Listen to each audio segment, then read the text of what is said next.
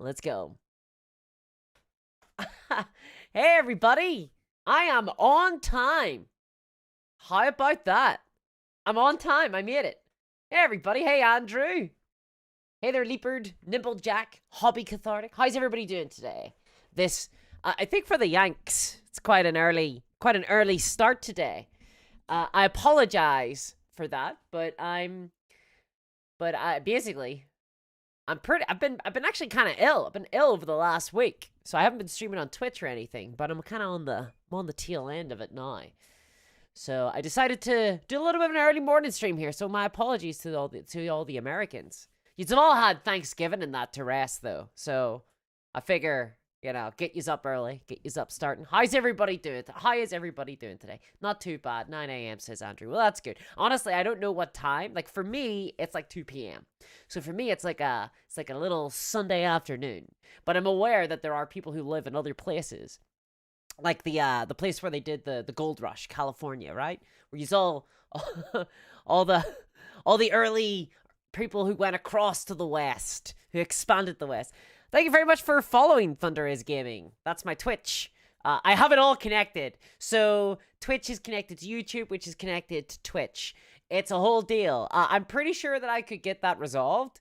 I just haven't done so because all of this is like technology, and I am the equivalent of a tech. I'm an engineer, really. In terms of my knowledge of technology, I will try to just offer up a few prayers, and if it works, baby. I'm just ready to go. LC says, I've got COVID discourse, so I missed the Black Friday sales in my friendly local game store. I'm very sorry to hear that, LC. I hope you feel better soon. Toughier says, got Jim Jams on. Hell yeah! Although my favorite, well, thank you for the subscription there, Coxie01.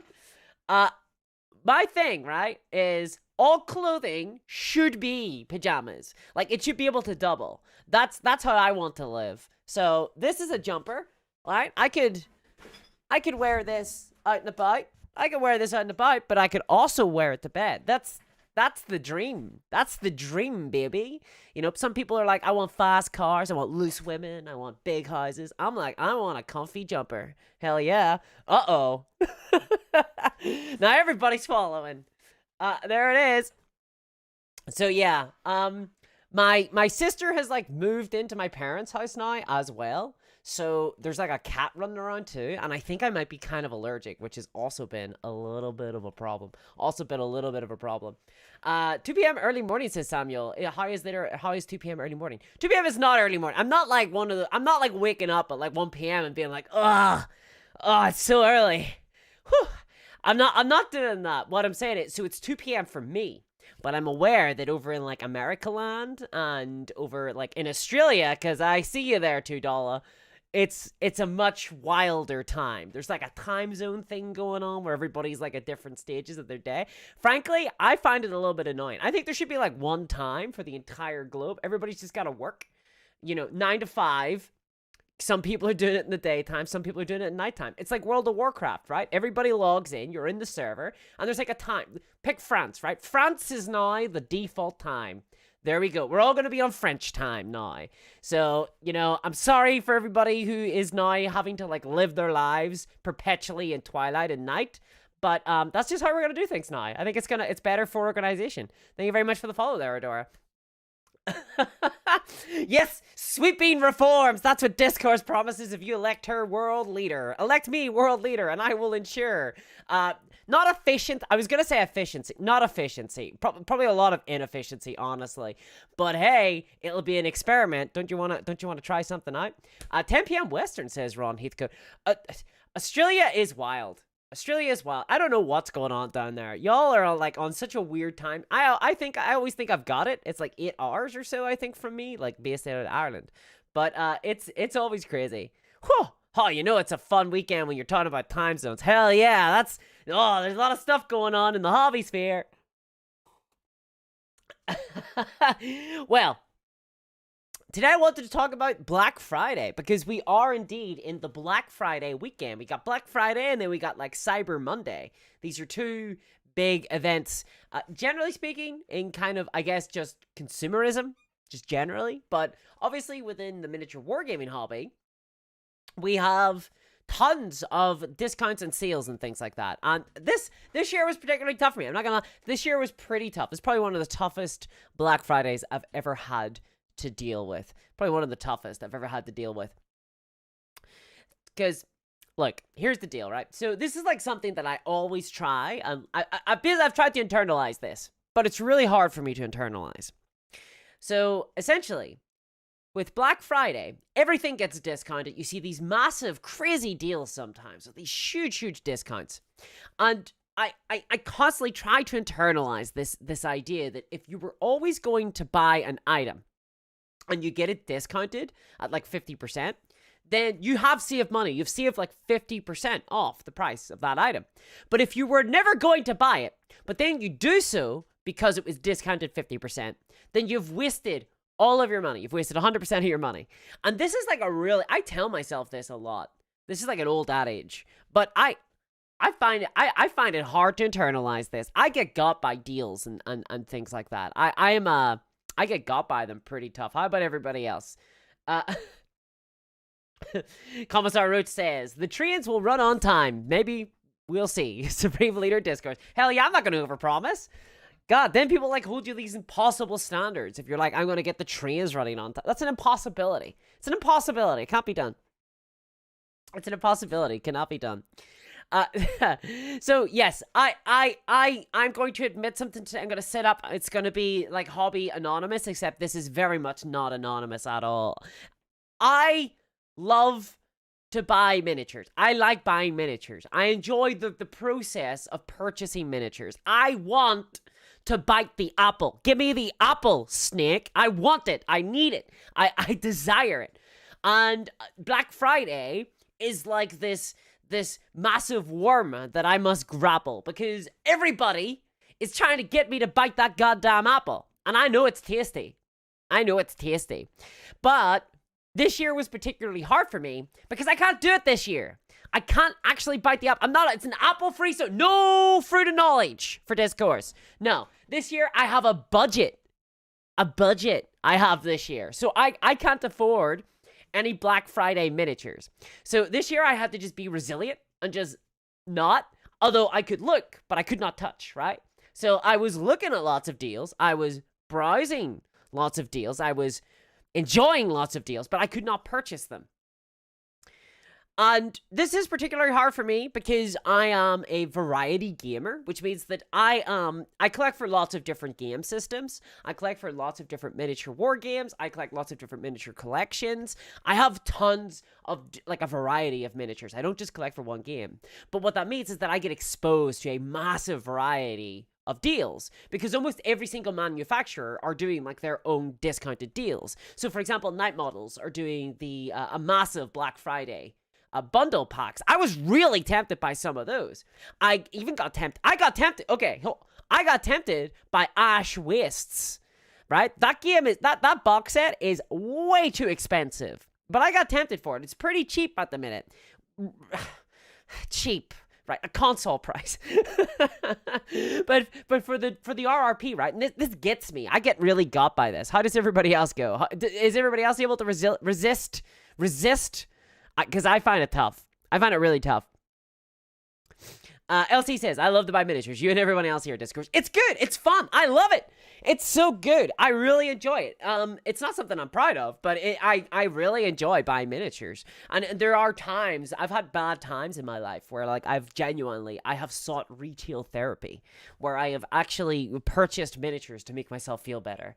And sometimes it works, sometimes it does not. More often than not, it doesn't. Because you get, but here's the deal. Like, you do get a dopamine release when you purchase things. In fact, that's what makes purchasing miniatures really dangerous. You get a dopamine release when you buy miniatures. You just do. So that can be really tough because it can be addictive, right? And if you suffer from something like impulse, like if you're an impulse buyer, like I suffer from impulse buying, or I will do this dirty little trick where I will convince myself that I need a certain product. I will concoct arguments as to why I require to purchase this thing. And that can get really, really dangerous sometimes, especially whenever Games Workshop, for example, are producing these massive box sets. that are designed to get you to try and argue yourself around into buying them. Eric Lou says, most of the deals this time around aren't really deals. That's a little, I want to touch on that later. I think that's an interesting point. I want to touch on the deals later and on Black Friday as a cultural phenomena in general. Tough Year says, will you get the post arrive on time, or is that impossible? Oh, no, I'll get it to arrive on time. I won't tell you when the time is that it's meant to arrive. So it will arrive on time. It's just still going to be, you're not going to know when that is. So I think that that's a good compromise. I'm a little bit of a centrist when it comes to meal. I think get it on time. Just don't tell anybody what the time is. Right in the middle, that's me. Zach Miller says, almost like a bunch of Space Marines led an assault on your bank account. That is another topic. So yes, my hobby budget this year was severely and unexpectedly crushed, like completely. I was. So for those who don't know, I bought 2,000 points worth of Space Marine recently, and it wasn't a wise decision. It wasn't a smart decision. It really wasn't even. It wasn't even a coherent decision. It was based off of the back of a dumb bet I had made, and so now I have to build 2,000 points worth of Space Marines and paint them in a single night, and so I had to buy them, and that was a severe that came at a very poor time for me, to be perfectly frank, because alongside that, I'm also currently saving up for a camera for hobby streaming so that I can record painting streams, right? So that, like, basically, I have a camera. I've got one camera. I'm looking at you. You're looking at me, right? This is the camera I have. But if I'm like painting a mini, it's like you can't see anything there. So what I'm gonna do is I'm gonna buy a second camera, have a second feed, and it's gonna be angled down so that then you can see my table. Obviously, I'll have to tidy this awful mess up, but it'll be at a different table in a different place. So I'm going to do that. So then you'll be able to actually see me paint models, maybe even open things, look at books and such. So I'm saving up for that.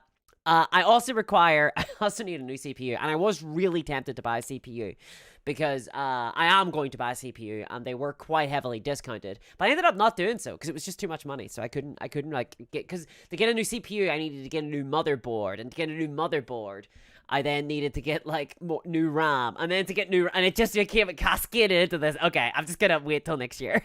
I can't do that. I can't save this up. Also, I had to buy a bed as well, so that was kind of a bummer. That was not a fun I was like one of those little purchases, because all I want to do is buy minis. I just want to take all my money. I want to put them in miniatures. I want to turn my money into plastic or resin or metal. I just want to do that. And for some reason, life has conspired to not allow me to do that. Does anyone else agree that this is a pretty rough time, huh? Let's see here. Billa says, I filled my save and bought Ash Wastes off eBay. So the thing that's tempting me about Ash Wastes is that I'm currently engaged.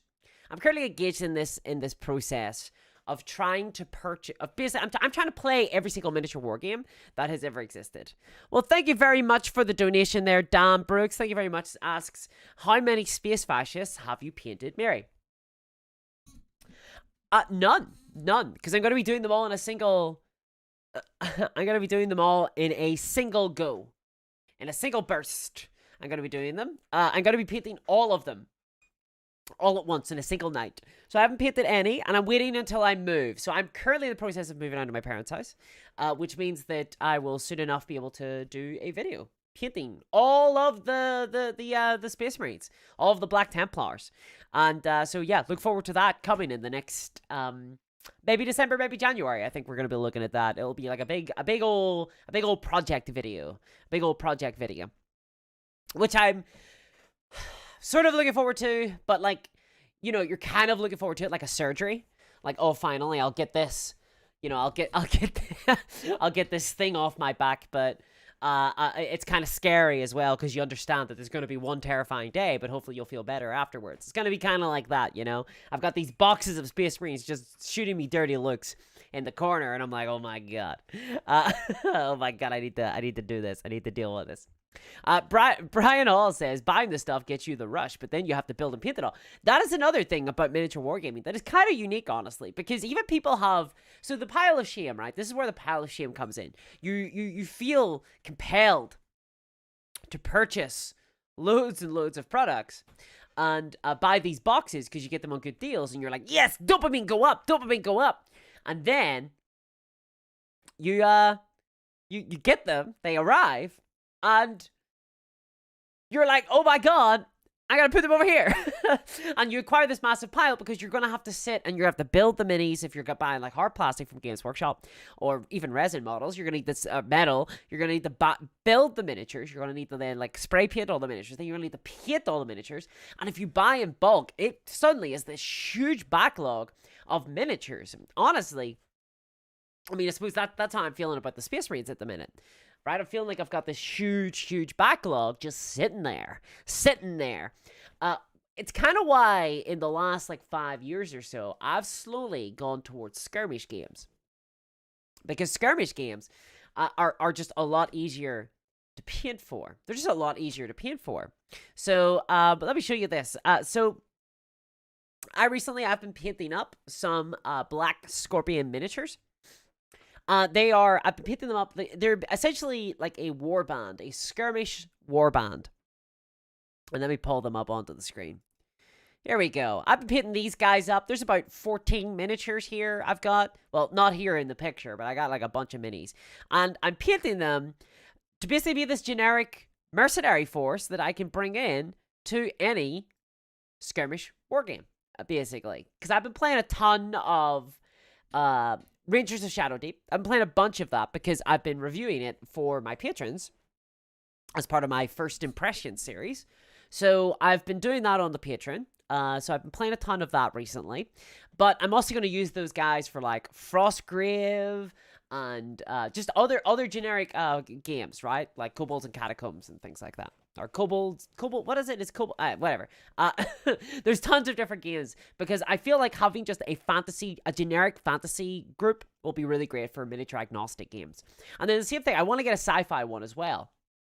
And as I was saying earlier, so one of the reasons why I really want to get Ash Wastes, it's not for the game Ash Wastes, but I want to buy the box because I want the terrain to use for like Stargrave and for Space Station Zero and these other kind of skirmish sci-fi games because it looks kind of generic. There's got lots of walkways, which is pretty good.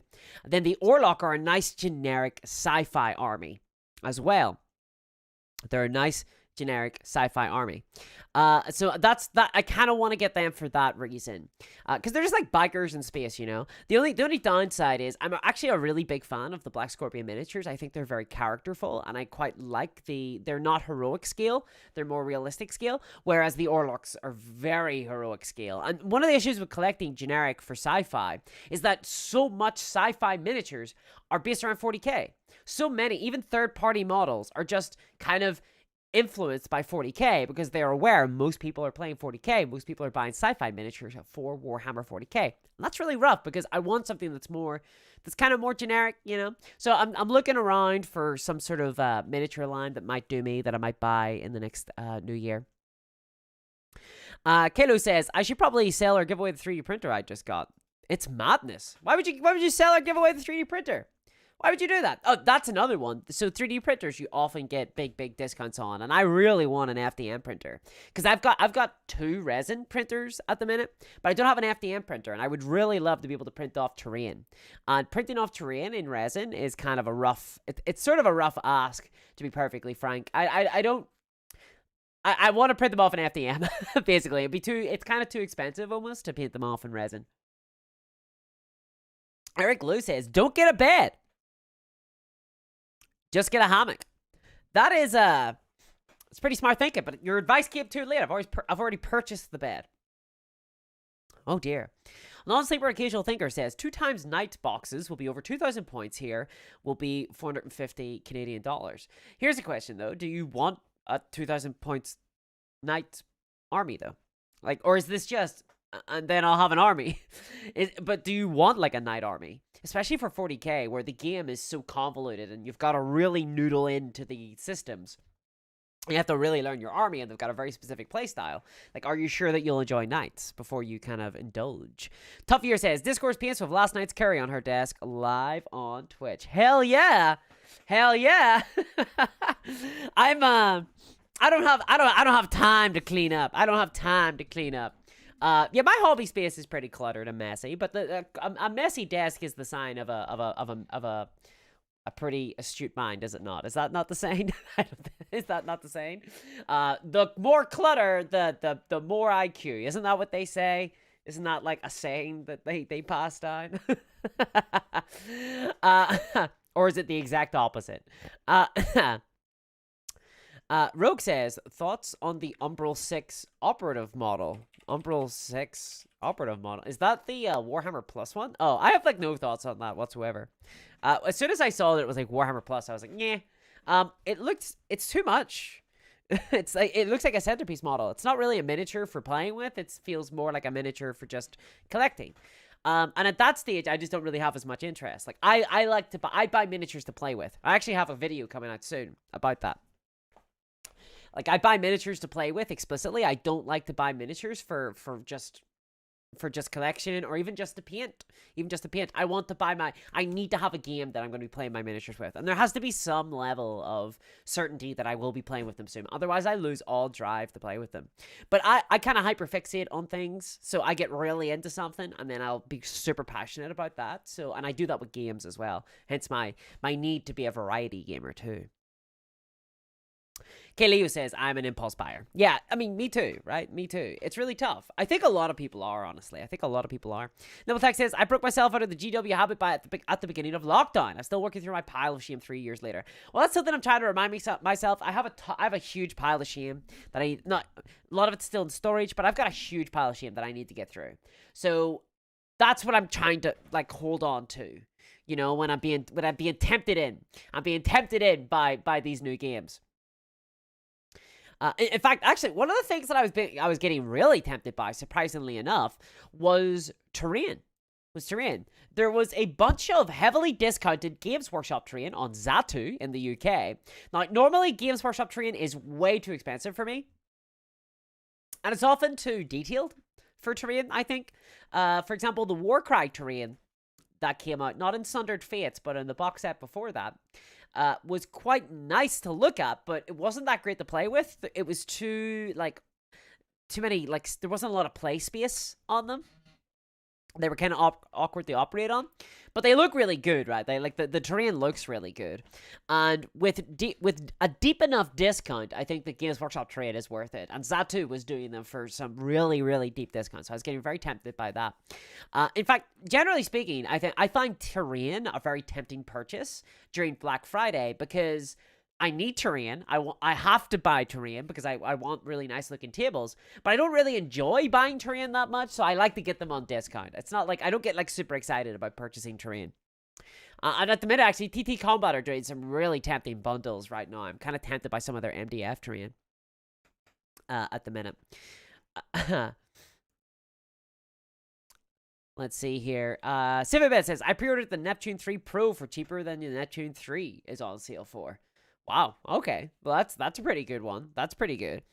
Neptune 3. Which one's that? Olaf Metal says, I can't recommend the Anycubic Cobra 3D enough. I love mine. So the Cobra 3D is probably what I would purchase as like is the Cobra the budget one? God, they name these all after snakes. I don't there's the Cobra, and then I was looking at one recently, and it was like a budget one. It had like $50 or so off, which I was kind of looking at. I was really tempted by it, but they're just too much of an initial outlay. I know the FDM printer would probably save me money in the long run, but it's just too much of an initial purchase. Too much of a buy-in. Tough Year says, I must have a really high IQ. Join the team. Get a really cluttered desk, mess everything up, put paint everywhere, and I swear to God, your brain will expand 3 times as big. Uh, Paladin says, Mantic Train is now insanely expensive compared to what you can do with a 3D printer. Yeah, I find Mantic Train very expensive, especially for like just Scatter Train. In fact, I would say that Mantic have increased, their price points have begun to go up. Their army bundles are usually really good price-wise. They're usually very competitive, but then their individual kits are usually quite expensive, which is sort of a little bit disappointing. I haven't gotten into like the Mantic sphere. I haven't played any of their games, but I intend on doing so next year. I have two. I've got a Dead Zone and Firefight. I intend to get into it, try those out. And I also have a Kings of War Halfling army. Almost accidentally did a little trademark there. Halfling army. As well at some stage. So I'd like to try Kings of War. It's just time and so many different games, you know? It's hard. My hobby room is currently a storeroom, says Ron. That's pretty rough. No Sleeper says, yes, I want that army and have my Tau, Orcs, and Tyrians, as well as complete Space Marine Captain and a Golden Demon Space Marine army. Well, it sounds like you really enjoy 40k, so enjoy the knights, like, for sure. Like, if you want a knight army, then yeah, go for it, if it's a good price for you. Let's see. Zach says, so you mentioned like an old school metal when you play, and we're looking for music. So I've been wanting to share my Mordheim playlist. So on the Discord, we do have like a specific channel for music recommendations. So you could share it there for sure.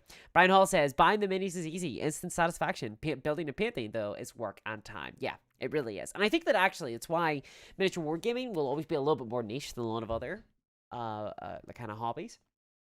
You know, even if you're into like Magic the Gathering, for example, you just buy the packs and you just open them and then you've got your cards. Deck building is tough, but you can just net deck. You know, you can just look online, see what good decks there are. And even there's formats like Commander where you've already got the deck kind of like comes pre-built. So if you're a casual player, you can just buy it and be ready to go with a minimum of fuzz. Miniature wargaming, you know, you can't pop down to your local game store and be like, actually, do you know what? Let's play a game of Blood Bowl. And then they're like, I don't have Blood Bowl. You're like, oh, I'll just pick it up here. You buy the Blood Bowl box. Uh-oh, now you gotta like actually build the minis and like paint them in. It requires forethought. It requires you to put in some graft, you know? And that's really rough. That's really rough. It means you need to like plan. And let me tell you, planning is tough. Planning is really hard, you know? Planning is really, really tough. It's really hard to convince people to even read an RPG book if you're gonna play like a TTRPG other than Dungeons and Dragons. So trying to get people to actually read a rule book for a war game and then buy miniatures and then paint miniatures is almost an impossibility. I don't know about everybody else, but if I'm trying to get somebody to try a different game, I will usually have to supply both forces. So it's just because otherwise, I mean, they're not going to buy into a system they don't know if they'll enjoy. Dave Franken says, I do Gunpla, Warhammer, and 3D printed minis. Nothing ever gets done. 100% pile shame.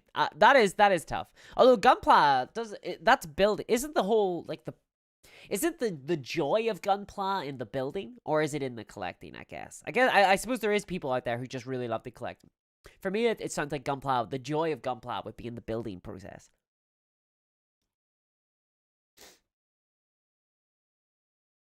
3D printed terrain would still be cheaper than GW Blackbeard. Yeah, it would be. It would probably be, yeah. But it would use up a ton of resin. There are like other downsides to having your resin printers on at all times. I'm actually gonna have to figure out what I'm gonna do with my resin printers because I used to use them on a balcony, and I've moved into a house, into like a terraced house, so I don't have a balcony anymore. So I don't know where I'm going to print, which is kind of becoming a little bit of an issue. So an FDM printer would be really handy. Luna says, I'm mostly immune to things like Black Friday. I did, however, head up to my friendly little game store to pick up some new sepia wash, and a Canoptic Doomstalker did accidentally fall into my basket. Yeah, I really enjoy the browse experience where you're actually physically in a store. I think that shopping online is a lot less fun to do, personally. I don't like having to click to the next page. I just want, like, all of the products just all shown to me and I can scroll down. I hate having to click next page.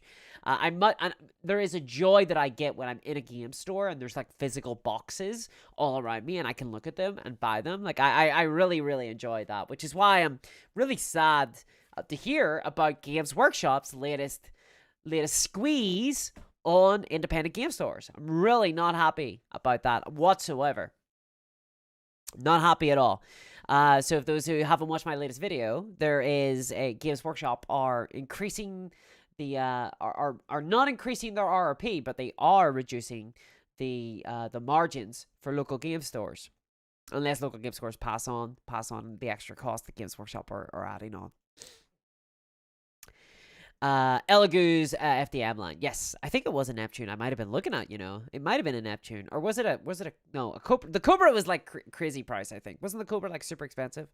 Look, Tommy says a scratch building terrain is where the joy is at. Scratch building terrain is really hard. I'm actually really bad at scratch building stuff. I always have been, even back in the day whenever GW used to like produce their little guides and their codices and stuff. I find it really hard to like scratch build things. I'm like really bad at kit bashing as well. Every single time I'm like, oh, these Games Workshop miniatures, they're not customizable anymore. I always get like one person being like, why don't you just build some new arms out of green stuff? And I'm like, I don't have the ability to do that, Dave. I can't do that. It's like Gordon Ramsay walking into like one of those restaurants and being like, it's just local, and it's just simple ingredients, locally sourced, that's all it is. Just take those ingredients and do them in like this dish. And I feel like saying, I can't do that. You're just better than me at this, okay? I can't do that. I'm not able to take green stuff and sculpt a new arm. I just can't do it. I need the models to be customizable, it built in. I need to be able to like move the arm up. That's the extent of it. I struggle with trying to get guns into hands if the gun isn't pre-attached. You know what I mean? Like I really struggle with that. So like help me out, bro. Like I can't do this. Clever Wolf Media says AliExpress Flash Forward's page has massive discount sales on printers. Yeah, printers are usually a good thing to pick up on Black Friday if you are interested in a printer, if you were going to pick up a printer already, because 3D printers get really heavily discounted on Black Friday. They get really, really heavily discounted. So this year I was tempted into a couple of games. I actually love getting into new games because you get really excited and really, really like, woo, really hyped into it. This year I was tempted to get into Moonstone. Moonstone, we're doing a 30% discount on their store. I was tempted to get into that. I was tempted to get into Malifaux as well. There were some really good discounts on Wayland. I was tempted to get into Infinity too. Infinity, generally speaking, I think the prices are quite high. I feel like Infinity's probably overpriced. But with discounts, it does get better. And I was also tempted by Blood and Plunder as well, which is a kind of pirate skirmish army game. It kind of straddles the line between the two of them. Not a lot of people talk about it, but it has really fun rules for both land combat and for naval combat. And I was really tempted in by that. Those were the kind of the games that I was sort of looking at if I were to get into games. I was getting tempted by those, but ultimately my good sense, my reason prevailed. I managed to maintain my budget. Nimble Tax says very tempted by the Moonstone game. The miniatures are lovely. Yeah, it has a style. So this is like my number one advice to like miniature war game. Anyone who's interested in getting into miniature war games, kind of on the business side, and I mean like creating your own miniature war game or creating your own line of miniatures. The market is really saturated at the minute. There is like so much choice and options, which is great for players. Awesome for players. There's like loads of options for us. I love it. As a consumer of miniatures, yes, feed me more. But as someone who's like creating a miniature war game, it's going to be really tough because there's loads of competition now. And to be frank, it's quite easy to make a miniature war game if you're comparing it to other kind of hobby industries. So like video games, it's really tough. Board games is really tough because you have all these components, right? With a miniature war game, you can just write a book with mechanics inside it and say, there, and it's miniature agnostic. Ta-da! It's a miniature war game. But everybody's doing that. Like, there's so many games like that. And Moonstone is a game, the creator of Moonstone, basically was doing it part-time for a while. But I think what allowed Moonstone to kind of break through into the industry and become a more well-known game is that it had a definitive style about it. It had a real a je ne sais quoi, right? Like it had a, because we're going into French time now. It had a real France, the cultural capital of the world now.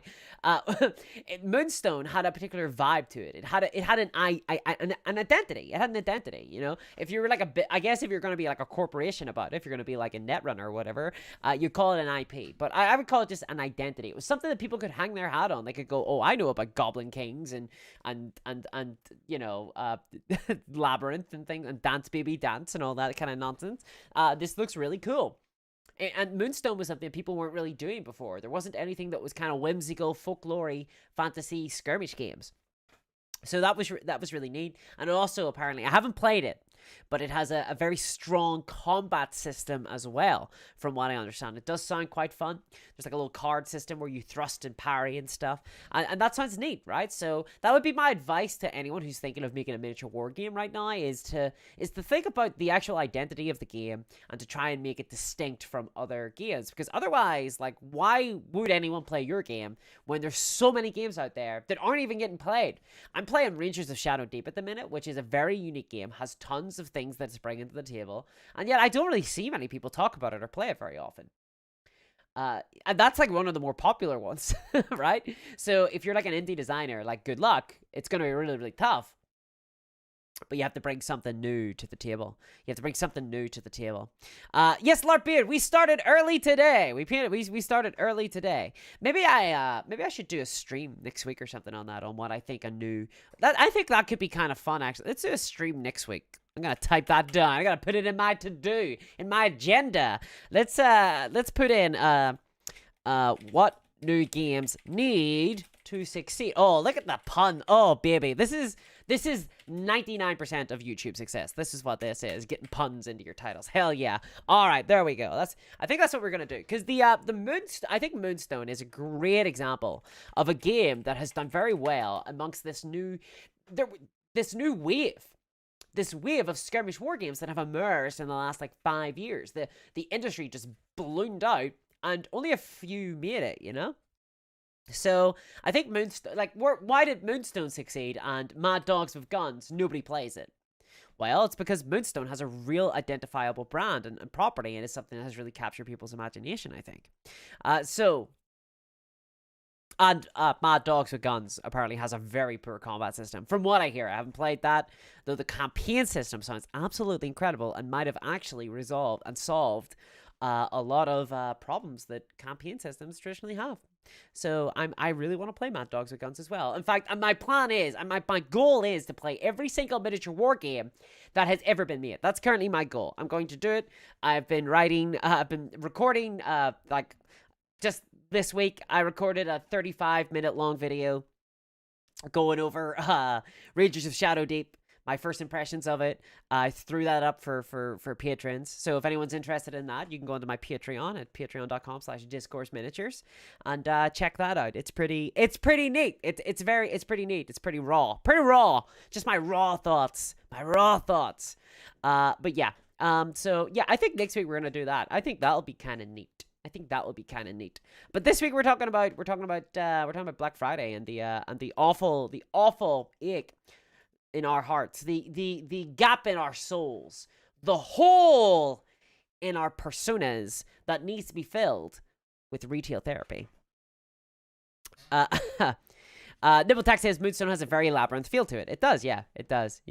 They're awesome. I really like them. I was given the starter set as a gift last year, and it really speaks to my schedule that I wasn't able to play it at all this year. I haven't been able to get a chance, even though I desperately want to. And I did paint half the starter set. I painted my humans in there, and I really want to play it. So maybe I'll focus on getting those out for January, maybe. William says I'm working on an Ancient Warfare version of one-page rules. So that's pretty neat. So is that like a mod of one of the kind of grim dark future / Age of Fantasy rule set, or is this something you're planning on monetizing yourself? Ludout70 says going real hard on one-page rules now, and it's really making me push on. I'm painting my 40k armies in a way that 40k never has. Well, the thing is, Ludout, I think that if you're painting miniatures to play a game that you enjoy, I do feel like it's a lot easier to paint the miniatures. I do find that myself, right? whenever I'm not actively excited about playing a game, I find it very hard to paint my miniatures. I need there to be a goal. I need there to be a reason for me to be painting my miniatures. Otherwise, like, what's the point? I just won't enjoy it at all. It's it's just tough, you know, otherwise. Nimbletack says, Moonstone seems to appeal to the board game market. They have a very strong presence at the UKGE. Yes, I was actually speaking to the guy at UKG about it. And his stall was buzzing. It was absolutely buzzing. There was people all around it. Yeah, for sure. UKGE is board games, but there was a lot of miniature war games there. There was a bunch of miniature war games there, in fact. There was War on Terra, which was a new one that I had not heard of before. Bushido, where I got talked into buying an extremely expensive starter set. There was the Moonstone, of course. There was a ton. There was like a bolt action stuff as well. Warlord obviously were there. Games Workshop were there. Like there was a big war game presence there, I would say. But then I was looking for the war games, you know? I was looking for the war games. And the TTRPGs. I play board games, but I'm not like a board gamer so much. Like, my friend is really into board games, and he'll often convince me to play games, but I don't own Twilight Imperium or anything. Although I do want to get, at some stage, I want to get Star Wars Rebellion, and I want to get the War of the Ring as well. I'd love to get those two. Those two would be pretty sick. Okay. William says, oh yeah. Double attack. I've seen some of the Moonstone recent releases. The paint jobs on those are wonderful. Here's another thing. If you are producing your own miniature line, show me the minis painted. Show me the minis painted, okay? I was looking at Malifaux recently. Looking at some Malifaux boxes, and you turn them over. You look at the back side of them, and it shows you like 3D renders of the minis. It is the least appealing thing ever.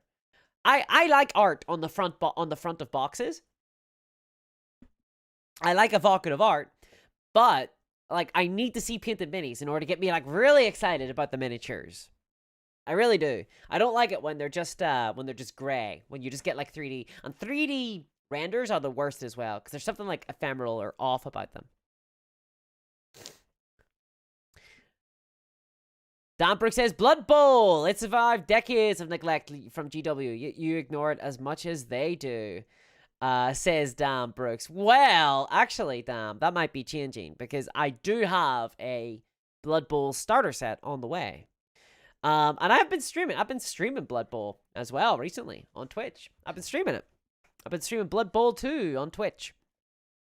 So, yeah, like I have not been ignored Blood Bowl. The problem I have with Blood Bowl is that for the longest time I didn't enjoy it. So, I mean, it's not so much ignoring it as just not enjoying it. Because I played it via the PC game, the PC port of Blood Bowl, and I didn't really enjoy it so much. But recently I've been kind of liking it, but that's mostly because I learned about Snotlings, and I really want to play as Snotlings. I want to play a bunch of Snotlings, and I want to die over and over again. I want to have loads of Snotlings on the pitch. I want to flood the board with Snotlings, and I want them to basically get mowed through. And I think that will be a lot of fun. I'll say this much about Blood Bowl. It's an easy game to buy into. It's probably the most affordable Warhammer game. Like, it's probably the most affordable like Games Workshop game. Sorry, I forgot that every game is Warhammer. It is the most like affordable Games Workshop game, I think. Even with the prices. So this year they increased the prices of all the box sets. I think they all used to be £25. Now they're all like up to £35.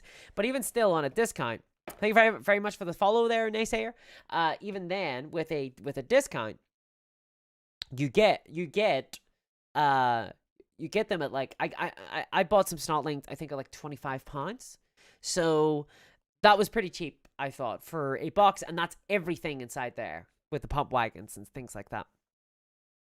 So I don't ignore Blood Bowl. Blood Bowl is one of many, many games. What I would love is the game I ignore is Rumble Slam. I should be talking about Rumble Slam more often from TT Combat, because I really enjoy Carnivale from TT Combat, and from what I've heard, Rubble Slam is apparently a better version of Blood Bowl. That's what people tell me. I keep getting told this, and so I'm curious. I'm not gonna buy into another game having having some Blood Bowl stuff on the way, but I'm tempted by it. You know, I'm curious about it. Maybe next year. Gentleman Geek, thank you very much for the follow. No cream soda today, says Great Night Gaming.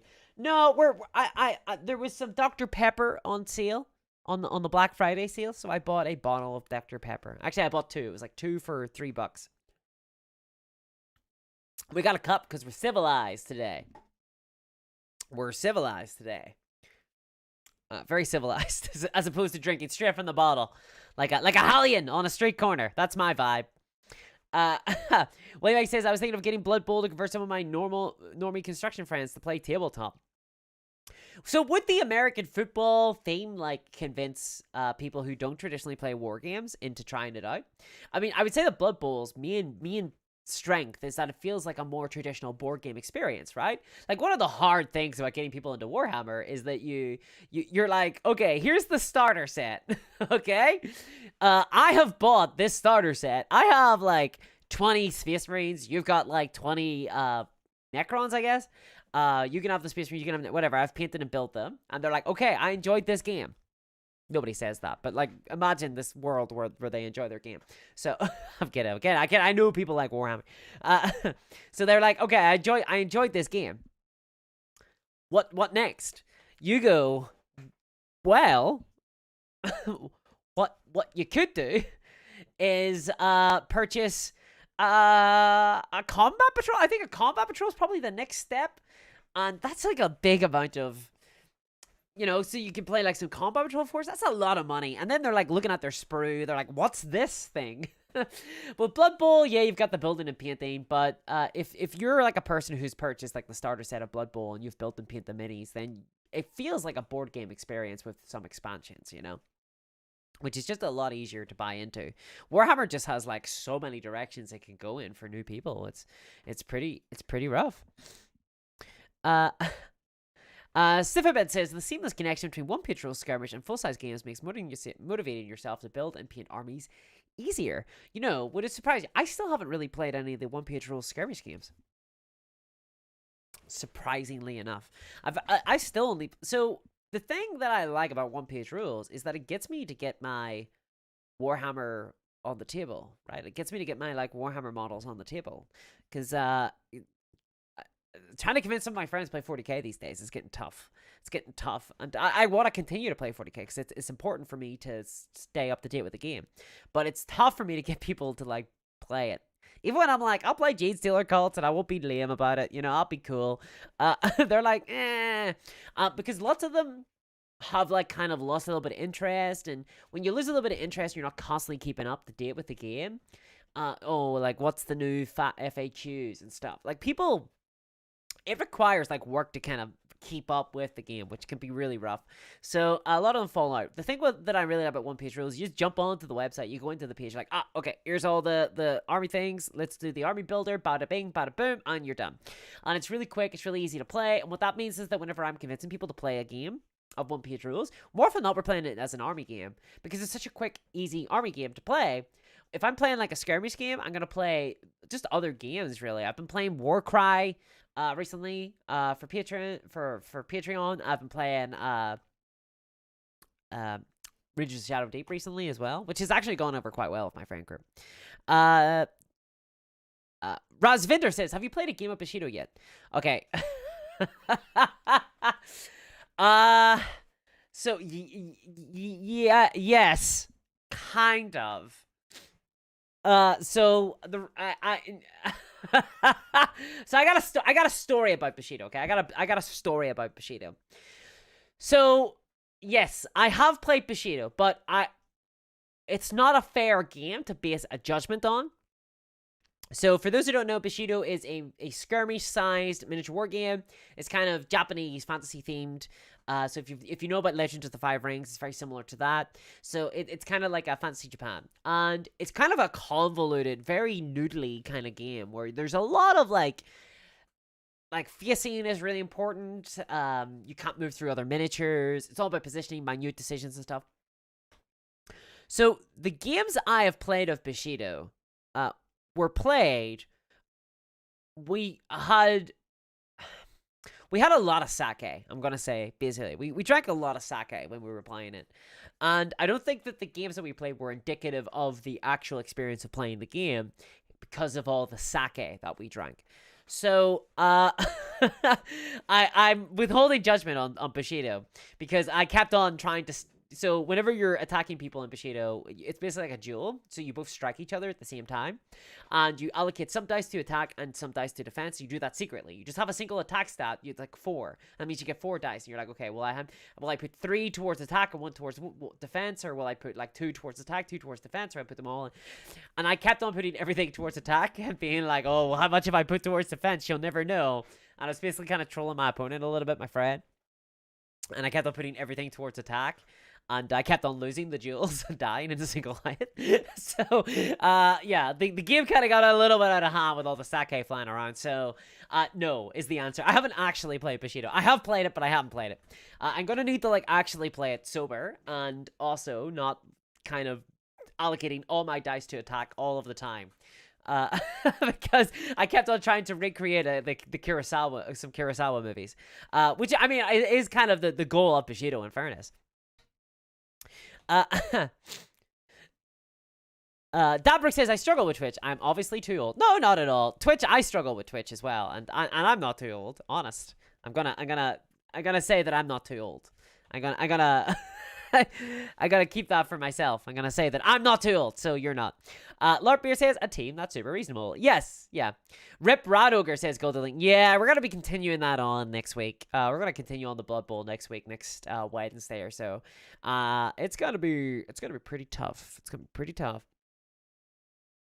Zach says, I don't understand football, but I will watch Prendor play Blood Bowl for hours for no reason. Yeah. I watched my first super big experience with Blood Bowl was actually Total Biscuit and like Crendor and Press Hard to Continue and stuff like that. Dodger. They had like this Blood Bowl tournament like years and years and years ago, and that was like my first real involvement in Blood Bowl and really learning the rules. And I remember that Total Biscuit basically ruined everybody's fun because he just played as dwarves, caged up, and slowly trundled from one end of the board to the other. And in fairness to him, that is the playstyle of dwarves. I have a friend who really likes dwarves, and they are absolutely miserable to play against. And I'm not refusing to play against dwarves. I'm like, I'm not going to play against them. They're just not fun.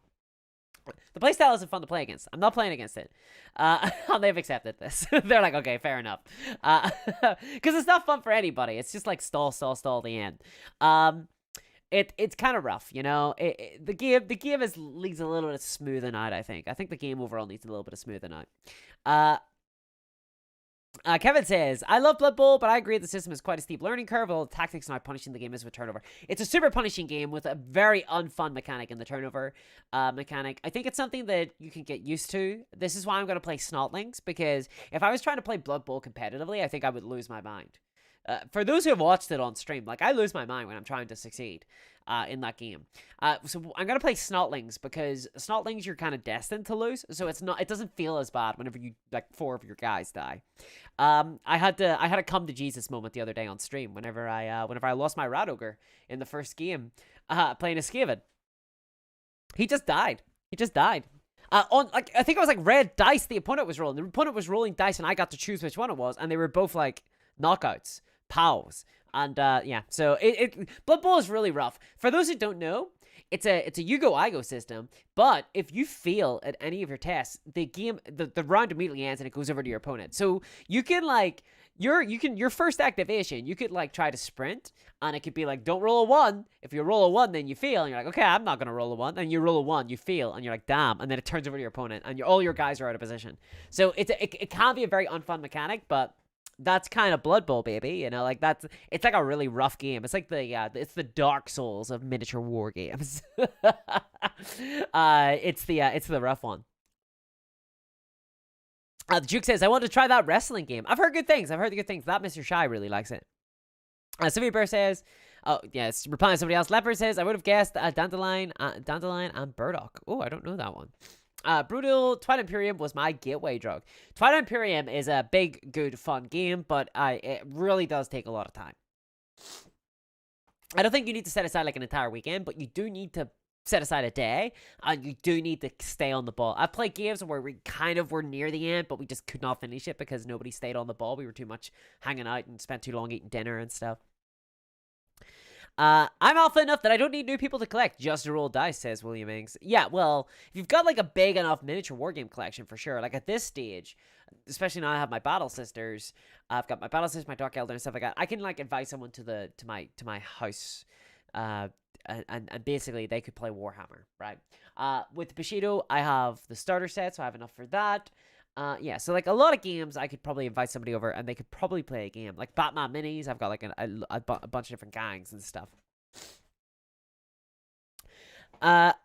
Pixie says, convincing anyone to play any kind of miniature game is tough. The response I always got was, I don't like the look of 40k. This is a thing that lots of 40k fans, I think, forget. The thing that makes 40k really good, in my opinion, is that it has a very distinctive art style. A very distinctive, like, look and aesthetic to it. And, I thank you very much for the follow there. And that actually turns off a lot of people. A lot of people don't like the look of 40k. Now, I love it, but a lot of people really don't like it, like the look of it. It's a very, like, specific niche that it has going for it. Rod Heathcote says, that is what put me off 40k, is the constant rule changes. Yeah, me too. It's kind of tough to keep up with. It really is. Sifabit says, one-page rules games are faster. They are. They're way faster. Number Tech says, I bought a Bushido miniature. I'm still saving up for a second one. They're pretty expensive, yeah. They're pretty expensive. Colmax says, yeah. Colmax says, yeah. Sugar County Miniatures. Hello there, Sugar County Miniatures. Hello. I play Blood Bowl bi-weekly. It's tons of fun. It can be, yeah. It can really be a ton of fun. If you are there, I think you have to be in the right headspace. I think you have to be in the right headspace. Otherwise, it's a nightmare. Mantic Ratkin are cool, says Colin. Oh, and thank you very much for the donation, K. Leo. Says, passing some of these Black Friday savings on to Discourse. Well, thank you very much, K. Leo. Maybe I could buy a miniature for myself. Thank you very much. I really appreciate that. That's very kind of you. That's very kind of you. Slowly working my way up towards buying some terrain. Yeah. Thank you. I really appreciate that. Florian Hunter says, seems like I am late. What have I missed? We've talked about deals, about the difficulty of resisting impulse purchasing, and we're also talking about miniature war games and various miniature war games that we're interested in, and like design of miniature war games. We're all about the tabletop here. We're having big, deep discussions. It's like it's the deep. We're going deep with discourse. That's what we're doing. We're going deep with discourse. That's the new name of this. We're deep with discourse. Hell yeah, going deep. Ludite says, hey Discourse, how is that Space Marine Army painting coming along? It hasn't yet. I haven't done it yet. You'll know how well it's coming along when I tweet that I'm that I am not long for this world anymore in Roblox. That's when you will know that I am painting Space Marines. And then the next day when I put up a video detailing my descent into madness. George Seconds had picked up the plastic sprues for Twilight Imperium for a pound. Are they all plastic sprues? I didn't know that. I did not know that. I don't own Twilight Imperium. I've got a friend who purchased it, so, like, I'm not buying it. I'm not paying, like, 195 quid, $200 for a board game. Are you crazy? That's a miniature wargame price point right there. That's wild. Grimdark is not for everyone, says Vincent. Exactly. It's not for everybody, and that's fine. But this is why I want there to be a variety of games successful in the miniature wargame hobby. Right? The Warhammer hobby is not big enough for everybody. It's just not. There's lots of people who just don't want to play Warhammer, right? Like, look at Blackjack Legacy. He does not enjoy Warhammer. He just doesn't like it. But he loves other miniature war games. Warhammer has a vibe to it. I want there to be a variety of games so that people can find things that they enjoy, right? Grimdark is actually a very niche thing. But I respect identity. I respect games that have a vibe to them, that have an identity to them. One of my favorite, like, influencer games, I'm going to call this an influencer game, right? This is like a new genre of games. It's where influencers create games. So think like Uncle Adam has his, like, Space Station Zero. He has, obviously, Rain in Hell. You have, Well, actually, I was gonna say Squidmar has some minis coming out, but they're not. There's no game attached to it. They're actually statues, which is really weird.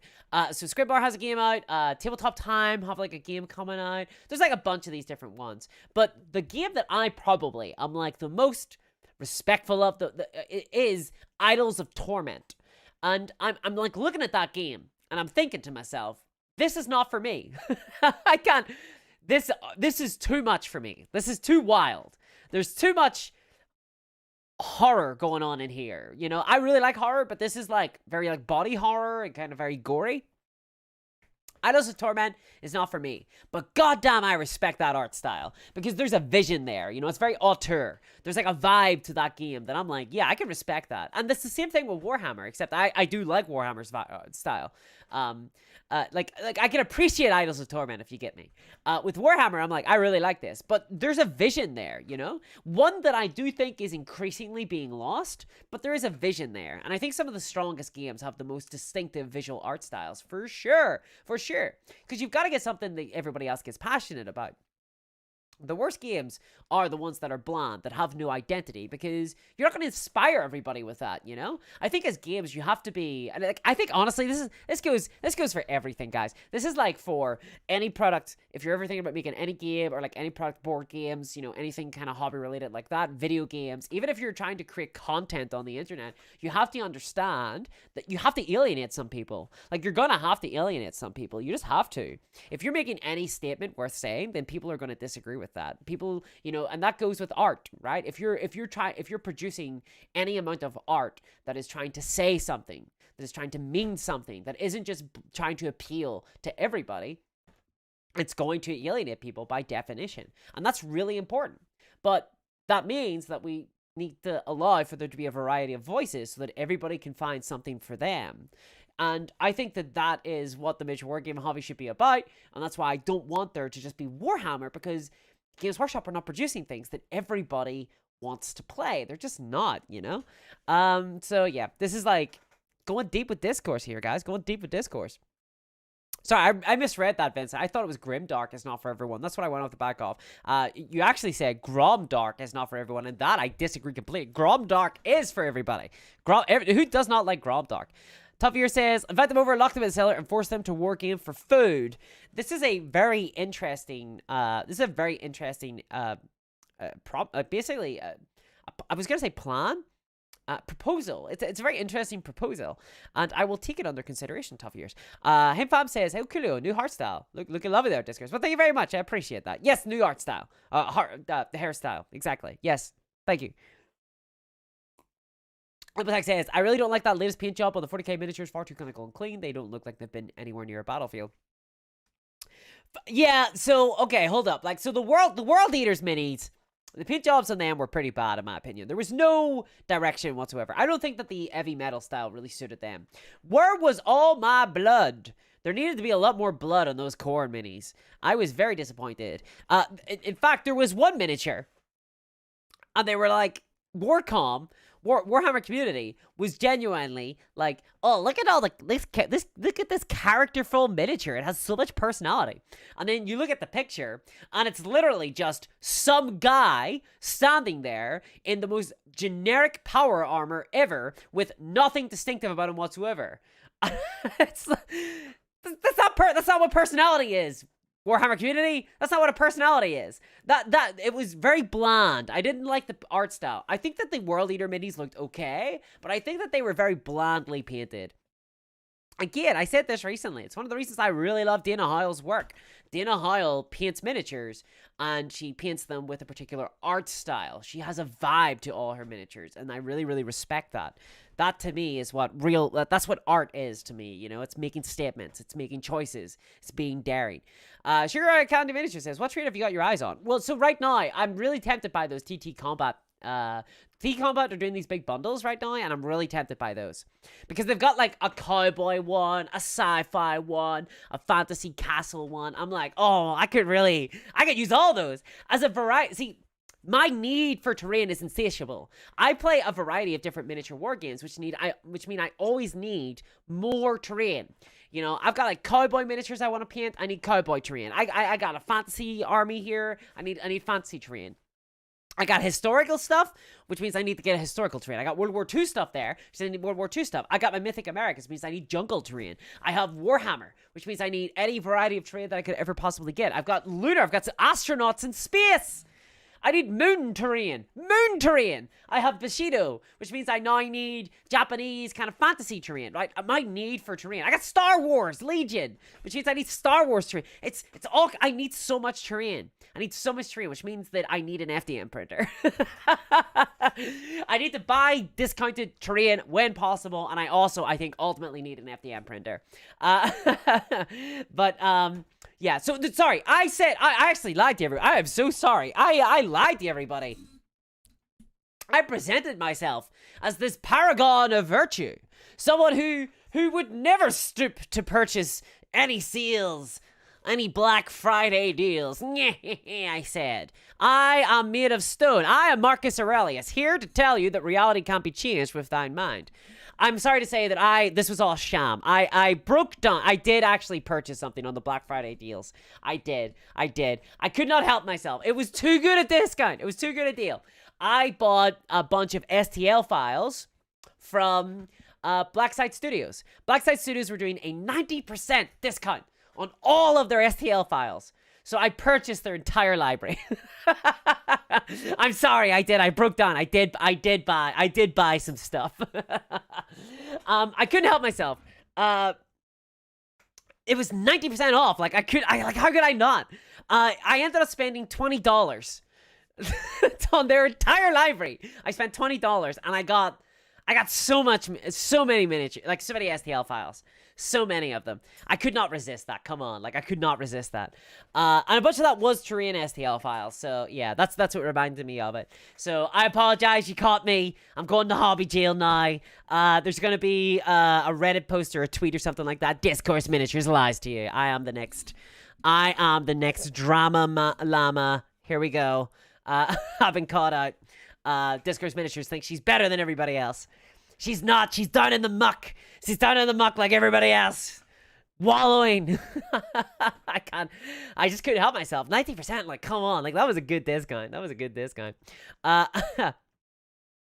Josh MC says, the only Warhammer thing I got for Black Friday was the Libra Heretics from Wayland Games, 50% off. Whenever we're doing some good discounts. Yeah, I got an affiliate link, by the way. Anybody who's tempted, the discounts are still on. Don Brooks says, why Gorkamoka is still the only devoted hands as people forget about the brilliant game of personality play. Yeah, like, for sure. I actually have never played Gorkamoka, but I was kind of, I'm aware of the rules and stuff. Bob the Ogre says, half tempted to write my own because nothing fancy is scratching the itch. I like one-page rules with some more complex magic rules on top of it. I get what you mean, yeah. I'm looking forward to Yafsiga at the minute. That's what I'm looking forward to. That seems like a really fun skirmish game. I'm looking forward to that. That's from Blackside Studios. Novatech says, have a look at Time Fair. They do a lot of the old foreground range, which has the massive advantage of being pre-painted for lazy people like me. Yes! Give me pre-painted terrain. I fucking love pre-painted terrain. There's so much terrain I require, and I do not like painting terrain. I find it hard enough to paint miniatures. Painting terrain is really rough. Painting terrain is, like, really, really tough for me. I just can't do it. I just really struggle to do it. Anastasia says, if anyone likes Doctor Who, Warlord Games have a seal on, and they're ending the contract Doctor Who, so get stuff while you can. Clear it! Clear it! God, here I go. More Hobby Anonymous, which isn't anonymous. Going deep with discourse, where I sit beside. I need to get like a roaring fireplace, and I need like a rug, you know, and like a high backed chair. I need to sit with like a sort of a book. The book could be about anything. Probably like a really nice limited edition, like war game book, rule book. I need to sit and I need to look at the camera and be like, I bought a Warlord blind box. I bought a mystery box from Warlord Games last year. When I was in the depths of a hobby frenzy, and I needed to purchase more miniatures. The only way I could get my high was to purchase a miniature box, a mystery box. And in this mystery box, it gave you a bunch of different stuff. I bought it alongside, I think it might have been Mythic Americas. And okay, hold up. Firstly, right, I bought Mythic Americas. Oh, okay, here it is. I bought a Mythic Americas starter set on, like, really deep discount. This was, like, months ago. Or, no. A year ago, yeah. It was last year. I can't remember when, but I think it might have been in the summer. So I bought Mythic Americas, right, on this deep discount. And alongside that, I bought a mystery box, and the mystery box with Warlord comes with a bunch of different mini things, right? It comes with like, there's like, like Judge Dredd or whatever. Like I think Struntium Dog was still being sold at that time. There was no Slan at the time. I got some bolt action. So they put like a bunch of stuff in this mystery box, and I bought it, right? And I don't even play most of Warlord Games stuff. I don't play most of their stuff. I play like bolt action. Well, I say I play bolt action. I've never played a game of bolt action. I've bought some bolt action. I have some bolt action. I have Mythic Americas, which is just Warlords of Erewhon, if you guys know that. And I bought this box set, and they didn't put, so I'm buying a starter set for Mythic Americas, and I'm buying a mystery box. They have this huge library of games, including Mythic Americas. What does Warlord put inside the mystery box alongside my Mythic Americas? My Mythic Americas mystery box? It wasn't Mythic Americas stuff. They didn't put a single Mythic Americas stuff in there. The one game that Warlords Games knew that I collected, because I had bought Mythic Americas alongside the mystery box, wasn't a single Mythic Americas thing. I was like, come on, guys, do a little bit of, yeah. So mystery boxes, by the way, not that great. Just getting rid of clearance. I got some like bolt action. I think I got some bolt action. I got like some. Ooh, I can't even remember. I got some, like, of their other games, that like, their Navy game and their airplane game, which I don't play at all. And I got a bunch of Doctor Who's! I got a bunch of Doctor Who minis that I will never, ever use, except for, like, maybe as Citizens in the Judge Dredd game. So, yeah, that's my story of the Warlord Games mystery box. I bought a mystery box.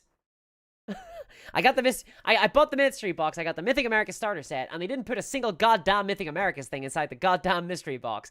Like, the only thing they knew about me was that I was purchasing a mystery box and Mythic Americas stuff. They're like, what games does this customer play? What games will they appreciate in their mystery box? Let's give them some fucking combined arms. Let's give them some bolt action. Let's give them some Doctor Who. I play Mythic Americas, guys. It's the one game. Come on. Goddamn. There was no love. No love at all. Dad McNair says, no American discounts to that fund. At least nothing more than an extra 5%. That sucks. That sucks.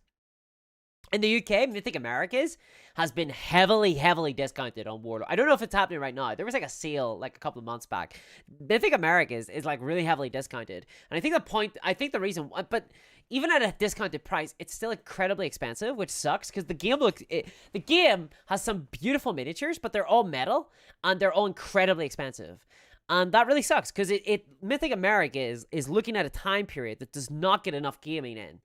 It's pre-Columbian America with like loads of magic and like monsters and like all the legends. It's kind of like Age of Mythology. If you ever played that RTS game, it's Age of Mythology, but in South America and like in the Americas. So you got like Aztecs, you got Inca, you got Mayans, you got like the Iroquois and things like that. So yeah, but.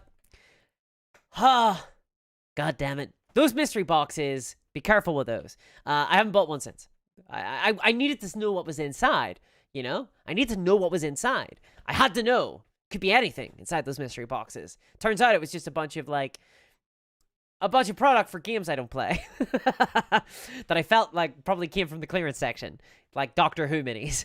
So I'm not surprised to hear they're getting rid of the Doctor Who minis. Sugar County Mini says, you said you have a cowboy war game. Which one is that?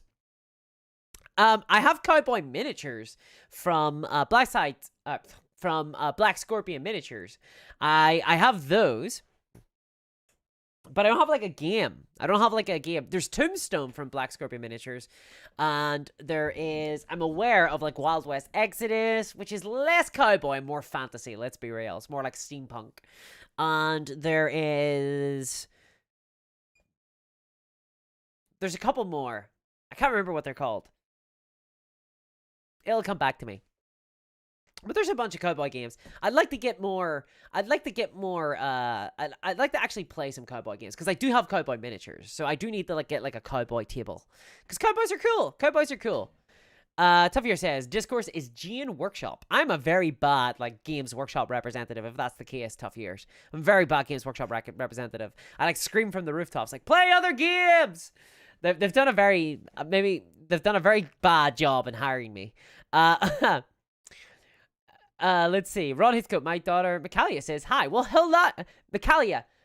Am I pronouncing that right, Ron? Michaelia, hello, hi there. How's it going? Clever Wolf Media House says any Cubic Cobra, Elegoo Neptune 3. Amazon has a multifunction 3D printer inclusion kit for fumes, odors, etc. Yeah, I'd have to like look into that sort of stuff. I'd have to look into that. Leo says I tried buying some pre-printed Tuff to Terrain from someone who had amazing samples but was disappointed, so I guess I have to make it myself and buy more Tuffs. Yes, you'll fit right in. Fit right in the Turnip 28 community there if you're gonna scream buy more Tuffs for sure. Tuffier says, I fell for the Dread and Slain bundle myself. The Just Right game is a lot of fun. As a game, it requires work, I think. I think the gameplay loop is fun. I think the actual core systems are fun. But the problem that Just Right has is that there's a lot of rules interactions that are not made clear. I think the rule book needs another go around. I think they need to go through it again. And a reference sheet as well would be very handy. Very handy.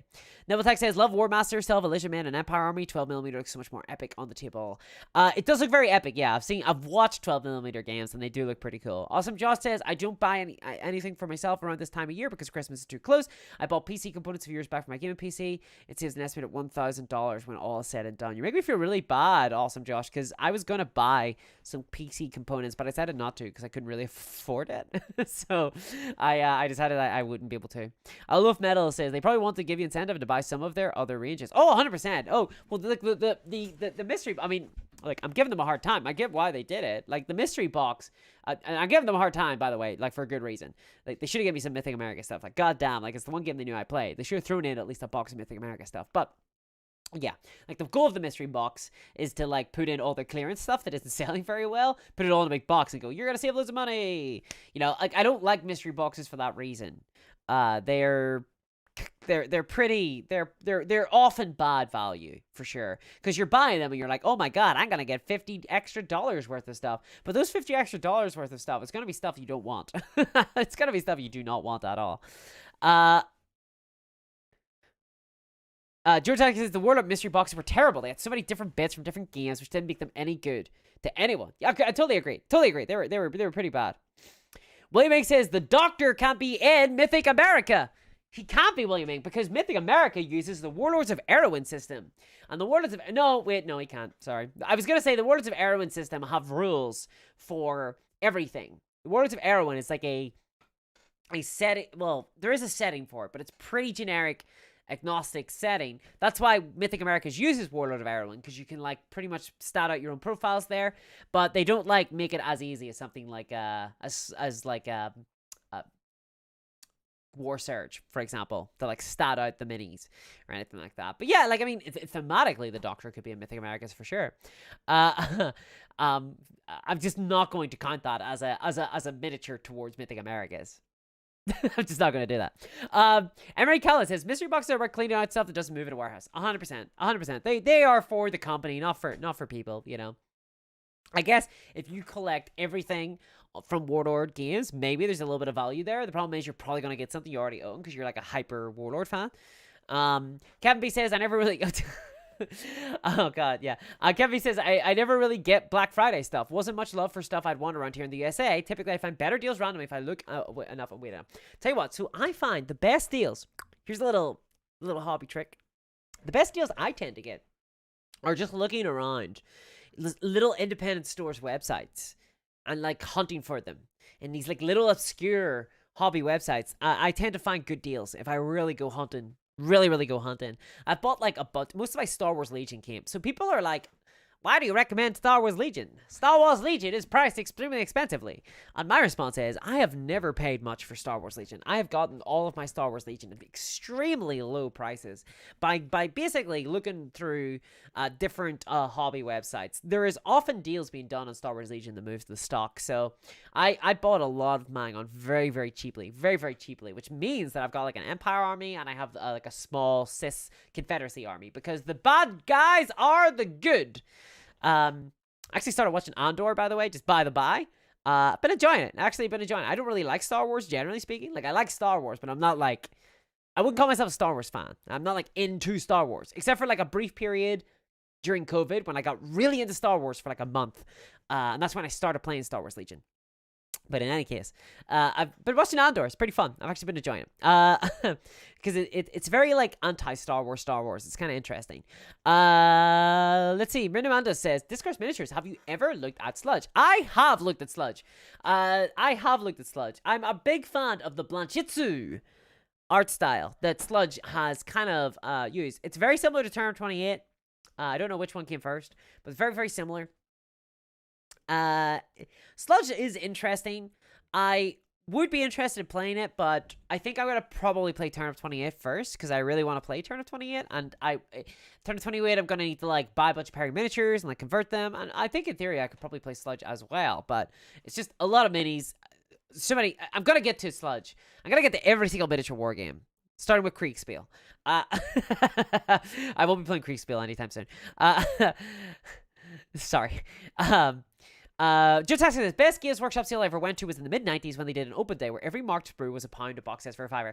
Here is something that might shock people. I remember probably the best Games Workshop sale I ever played was, oh, Sean Vera, thank you very much for the donation. I really appreciate that. Thank you very much. Says, I hit blind boxes. Anytime you're not fully aware of what you're getting in your purchase, it is not worth it. Refuse to ever order mystery boxes or blind boxes due to the amount of useless stuff one gets. I totally agree with you, Sean. Totally agree with you. Thank you very much for the donation. I totally agree. I bought a mystery box once, and I've regretted it ever since. It really was. It was too much. Too much tat. It was... Generally, like, the idea of them are pretty bad, right? Like, you're just not going to know what you're going to get. They tempt you in with the idea of a good deal, but it's all it is. It's the apple. It's the apple saying, eat me. Don't do it. Thank you very much for the donation, Sean. I really, really appreciate that. I'm getting very close now to being able to buy a mini. So thank you very much. I do really appreciate that. But yes. Where was I? What yes, Perry Miniature. Oh, yes. Okay, so the best Games Workshop sale. The best Games Workshop sale I ever went to, right? This was, okay, so we're putting on our Discourse has been inside the hobby for a while. Kind of hot. So this must have been like 2005 or so, 2006.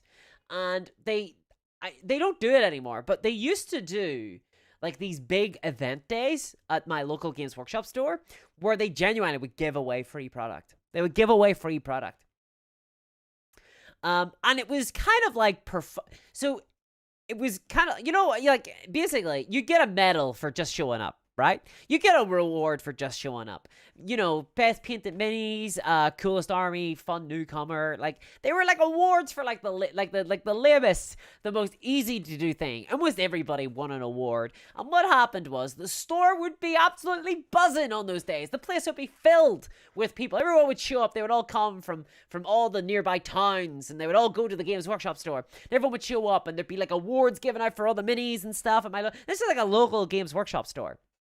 And they would genuinely just give out boxes of minis. And that, like, they used to do, like, sales at the time.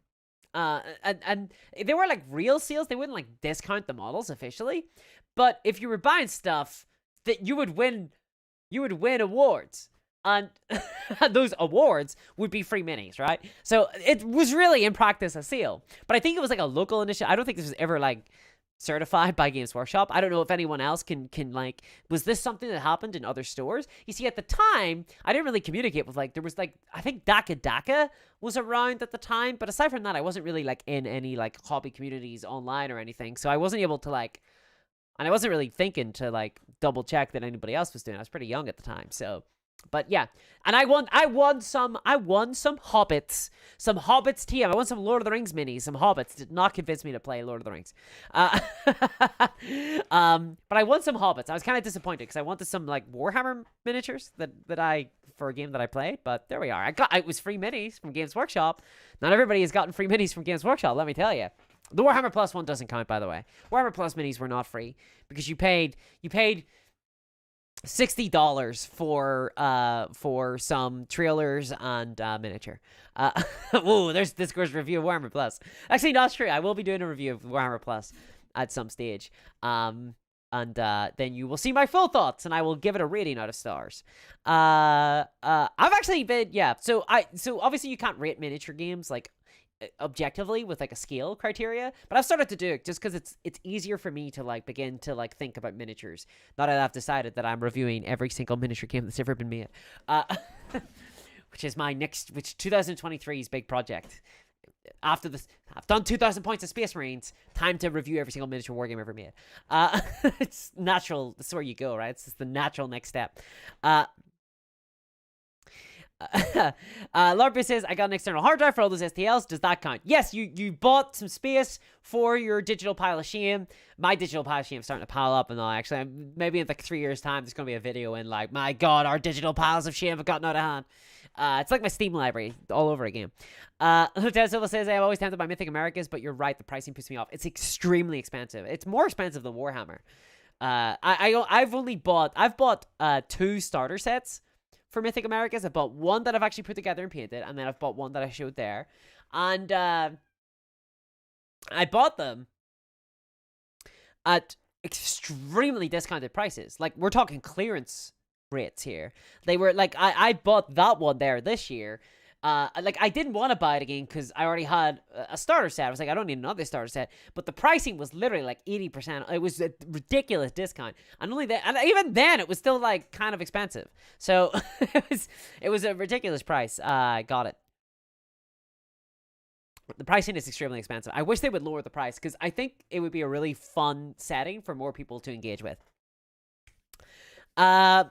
Like Gravitas says, that was probably the last sale Games Workshop ever had. Probably, yeah. Probably was. Yeah, probably the last real sale. Freaky Shopper says, yeah, December is one of those months where you seem to spend a lot and get nothing in return. I'm beginning to think Father Christmas isn't real. No. Father Christmas is real. Santa is real. Yeah, like, that is the only thing that I will be buying this weekend will probably be probably a gift for some friends, you know. I like to buy them some hobby like adjacent gifts, but like it will not be breaking the bank at all because there is no bank to break. It is a tighten our belt kind of season right now. Charles Extrensi says there is an entire faction of Malifaux. The Cowboys fit in very well, and that's Guild. Yes, the Guild are the ones that I'd be really, really interested in. I think if I were to play Malifaux, I think the Guild. They got like some miners and stuff like that. That's kind of cool. Florid Hubner says sometimes one can also find good stuff on eBay after Christmas. Ooh, actually, you're not wrong. You're not wrong there. Luke Nelson says, what do you say to the Gods of Grey on Black Friday? Not today. Today we paint, tomorrow we game.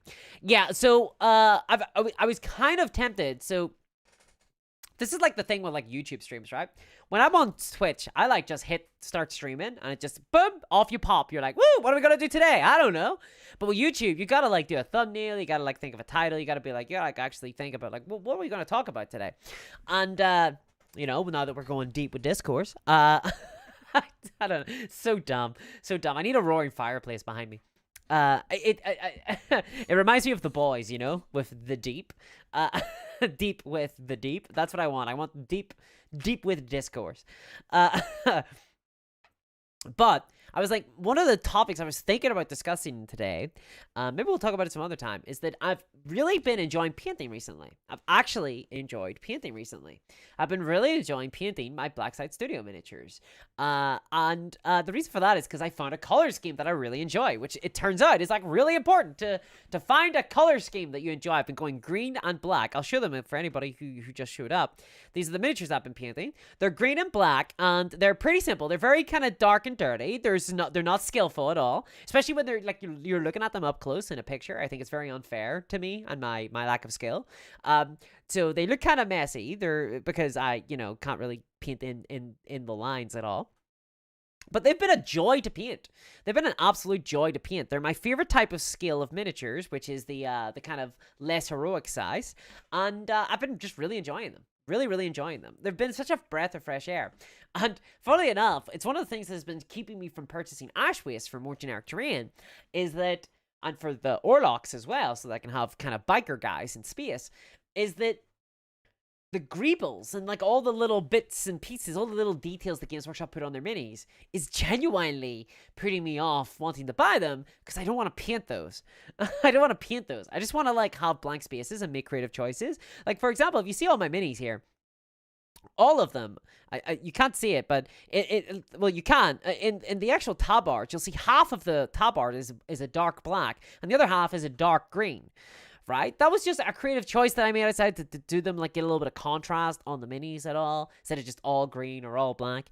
And that was a really fun decision I made. With the Games Workshop mini, though, there would be, like, too much stuff on the mini to kind of break it up, which I guess is fine, but I like plainer miniatures that I get to kind of do a little bit of dabbling in. Sumi Bear says, I picked up a sealed Beastgrave box last week for $50. That was my only moment of weakness this holiday season. Yeah, I was looking at Underworlds. I was looking at Warhammer Underworlds, but I'm not sure if I would enjoy it or if it's just my... I really enjoy card games. I quite like card games, and I quite like miniature games. And I was like, a crossing of the two seems like a pretty good idea. So, that's what I was thinking. But I bought some Blood Bowl recently. That's enough. That's just my next game I'm going to review for the patrons. Dabrook says, the infamous Flea Bay resellers trying to flog Tribe they didn't want at all. I think so. There's the saddest sentence in the English language is, baby shoes for sale, never worn. I totally disagree. The saddest sentence in the English language is army box for sale, minis never built. There you go. That's the saddest. It's been updated. There's a new saddest sentence in the English language. Army box for sale, minis never built. There you go. Votan army box for sale, miniatures not painted. the saddest sentence. Those army boxes, I bet there's a lot of people who bought them who were like, oh cool, and then that's it, they're done. It's too easy to buy. Let's see here. Sean, yep, he hates blind boxes. Totally agreed. So your says I picked up, yep, you sealed. William Wake says only get blind boxes from companies that you like all the ranges they produce. Yes, very, very wise words that a discourse from a couple of years ago probably needed to hear. George Huskin says, Games Workshop did blind boxes, but they were good if you like Space Marines, mostly chapter lieutenants. Well, they still do them. They do those Space Marine Heroes line that are contemptible product. They had the audacity. When they were selling the Space Marine Heroes, they had the audacity to say, with Space Marine Heroes, there's 8 different Space Marines that you can buy. You won't know which one you'll get in the box. But don't worry, if you want all 8, buy a box set of 10 Space Marine Heroes, and you're guaranteed all 8. Like they were doing you a favor. Buy 10, and you're guaranteed all 8 of the different Space Marines. No, why don't you just sell normal? Why aren't you normal, Games Workshop? God damn it. It's like that meme of the kid from the Babadook screaming in the back of the car. Just why can't you just be normal, Games Workshop? Just sell me miniatures at a reasonable price. Stop doing all this goddamn bullshit. Sorry. We're dragging up old wounds here. We're hobby positivity today. We're all hobby positivity today. That's all we are. Hobby positivity today. Unless you get me started on a topic that will make me scream and rant and cry. And seethe and cope. I have Lawrence says, GW used to do seals every summer with blister packs for 50p in the 90s. Wow, I missed that. So I did miss out on Games Workshop 90s madness. So I never got to see the White Dwarf magazine filled with advertisements for other miniature war games. I never got to see Games Workshop selling other miniature war games. I, alas, did not get to see the height of Goblin Green. By the time I got into the hobby, Space Marines were on dark gray bases and everything was grimdark. We were in prime grimdark territory at that stage. And I was shaped by that. I was shaped by those experiences. Probably in a bad way. In a lot of cases. Nibbletech says, when the Coventry GW opened back around 1998, White Dwarf had a whole bunch of discount vouchers for 50% off pretty much everything in the store. That's kind of wild to me, actually. I'm surprised that there was sales, because Games Workshop has always been pretty like, we're a premium brand. You know, they've always been like, we're the niche hobby purveyor. I guess it was just they were trying to get people in the door at that time. They couldn't get people exposed. Turns out now that video games gets people exposed. Krutz Guy says, in my experience, or my opinion, rather, Black Friday only works if both sides can make a good deal, but this does not work if you need to buy more in order to save something. I totally agree. Like, bundles can't be good. So, for example, the TT combat bundles are you get a ton of terrain for like £75. They look really good to me because I need to fill an entire board with terrain. So I'm like, okay, actually, it's not like I was looking specifically for this, you know, for these buildings in particular that they're selling, but they're a good deal for me because they will fill the table and I want the table to be filled, right? But if I was like, I really like this one miniature, I want to buy him, and then they were like, you can get him for free if you buy all these other miniatures, and I don't really want those other, then it's a bad deal, for sure, 100%. Emery Killiam. Okay, let's do this. Coming in with a hot take. I like the new Battletech blind boxes. Apart from them, mixing clans and Intersphere mechs, since I can pull a random mech lance or a star with them and go print mech sheets and play a random draw game. How do you guys feel about this? How do you guys feel about blind boxes? What do you think about blind boxes? So here's the deal, right? Because it's kind of like booster packs with TCGs, right? You buy a magic pack and you're like, woo, look at all the booster packs. What do you guys feel about blind boxes for miniature war games? Are they awful? Are they bad? I have an opinion on them, but what's your opinion? What's your opinion? I want to hear what you guys think before I go on a potential rant. We're positive today. We're positive today. We're raising the positive roof. We're having a chilled Sunday. But, you know, we're talking about blind boxes as well, so so maybe it won't be too chill. So the Battletech one, I can't really comment on because I don't really know Battletech that well. I from what I understand, and correct me if I'm wrong, but Battletech has less of the kind of the hobby build side, and it's more the game. It's more focused on the war game itself. Correct me if I'm wrong there. Correct me if I'm wrong there. Dan Brooks says, I was embarrassed by my pile of shame. Then a friend of mine told me I had so little that would want so little himself, but then I discovered he has a room full of shame in the upstairs of his house. Yes. The pile of shame is something that people try to like reconfigure it as like it's the pile of opportunity. It's not. It's the result of a spending problem, like in my experience. it's not a pile of opportunity. I think that we should figure our piles of shame for what they are, which is that they are an indulgence, you know? I don't think that we should like be no, that's it. I don't think we should be like super embarrassed of them because ultimately I think most hobbyists have piles of shame, so I don't think you should be embarrassed by them. But I think that we should be realistic about what they are. I don't think that they should be like, oh, it's my backlog, you know? Because I will always have a backlog, and I'm just trying to get through it, and it's really, really tough. Mini Mundus says, have you ever looked at Mercia miniatures? Awesome minis, but the rules are, though. I have. To be perfectly frank, I've looked at most miniature companies. There's so many of them that it's hard for me to talk about them all. But I think I have. I recognize the name Mercia Miniatures. I recognize the name. Not in a while is the answer. I've trawled through the internet looking at a lot of different companies. Last year, I actually did a video on this. I did a video last year, actually around Black Friday, that was basically, here are all of the deals on Black Friday. And it was like all of them, I think. Or at least like a lot of them anyway. A lot of them. I actually maintain a kind of master's list of all the different mini manufacturers in the world and like all the different websites for minis. And I have that list on my Discord.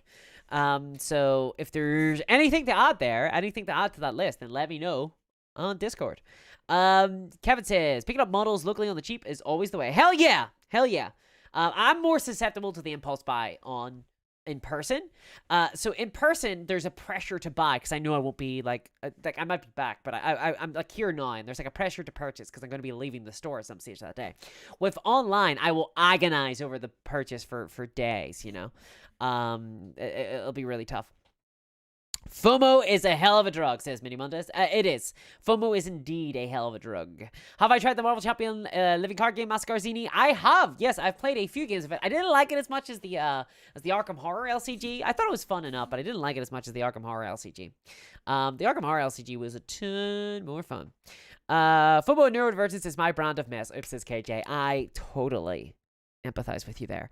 And I'm thinking actually about doing a video, because I'm thinking about doing a video that basically titled Games Workshop Preys on Disabled Hobbyists and the Neurodivergent. I don't know whether I want to, like, this is like a really tricky like language issue. I don't know whether I want to like specify disabled hobbyists or specify neurodivergent hobbyists as well, because they're not, you know, they're not the same categories. But as someone who like suffers from a lot of the issues that Games Workshop perpetrate, I want to continue to draw attention to it. I created a video not too long ago that was called Games Workshop Preys on Disabled Hobbyists, and it got a crazy amount of backlash, but it got some of the most like, I go back sometimes and I look through the comments section of that video. If you're interested in it, it's on the channel, and it is some really harrowing comments of people who have been really, really adversely impacted by some of the pricing policies, some of the business strategies of Games Workshop.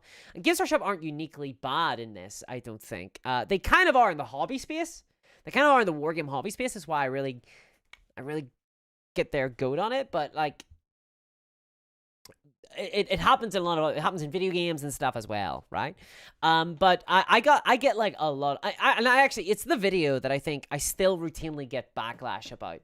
So I think I want to do a follow-up on it that reiterates some of the points and maybe expands on some of them too, because neurodivergence and FOMO is a very big deal, and there are yeah, so I'd need to like think about how I was going to present the issue again, though, if I were to do a follow-up on it. But I do want to do that. Emery Killiam says, I personally stripped out most of the Void, 1.1 Urban War, Warzone, Cryomech, and Secrets of the Third Reich, World War II, Super Fake Supply over at Noble Knight over the early pandemic. Noble Knight are very good for having a very wide variety of miniature war games and different like TTRPGs and board games. I used to have them as an affiliate link on the channel, but I actually removed that because they are refusing to recognize the union that their employees have set up.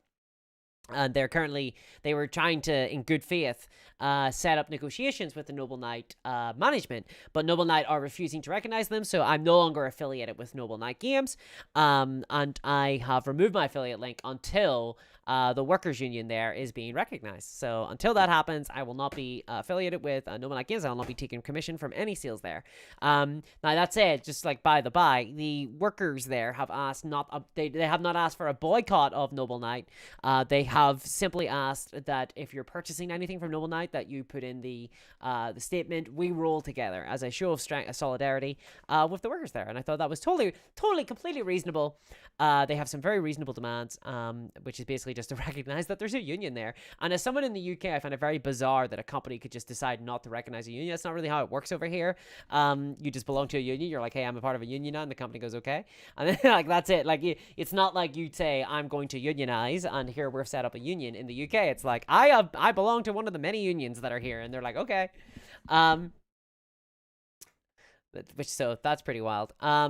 Let's see here.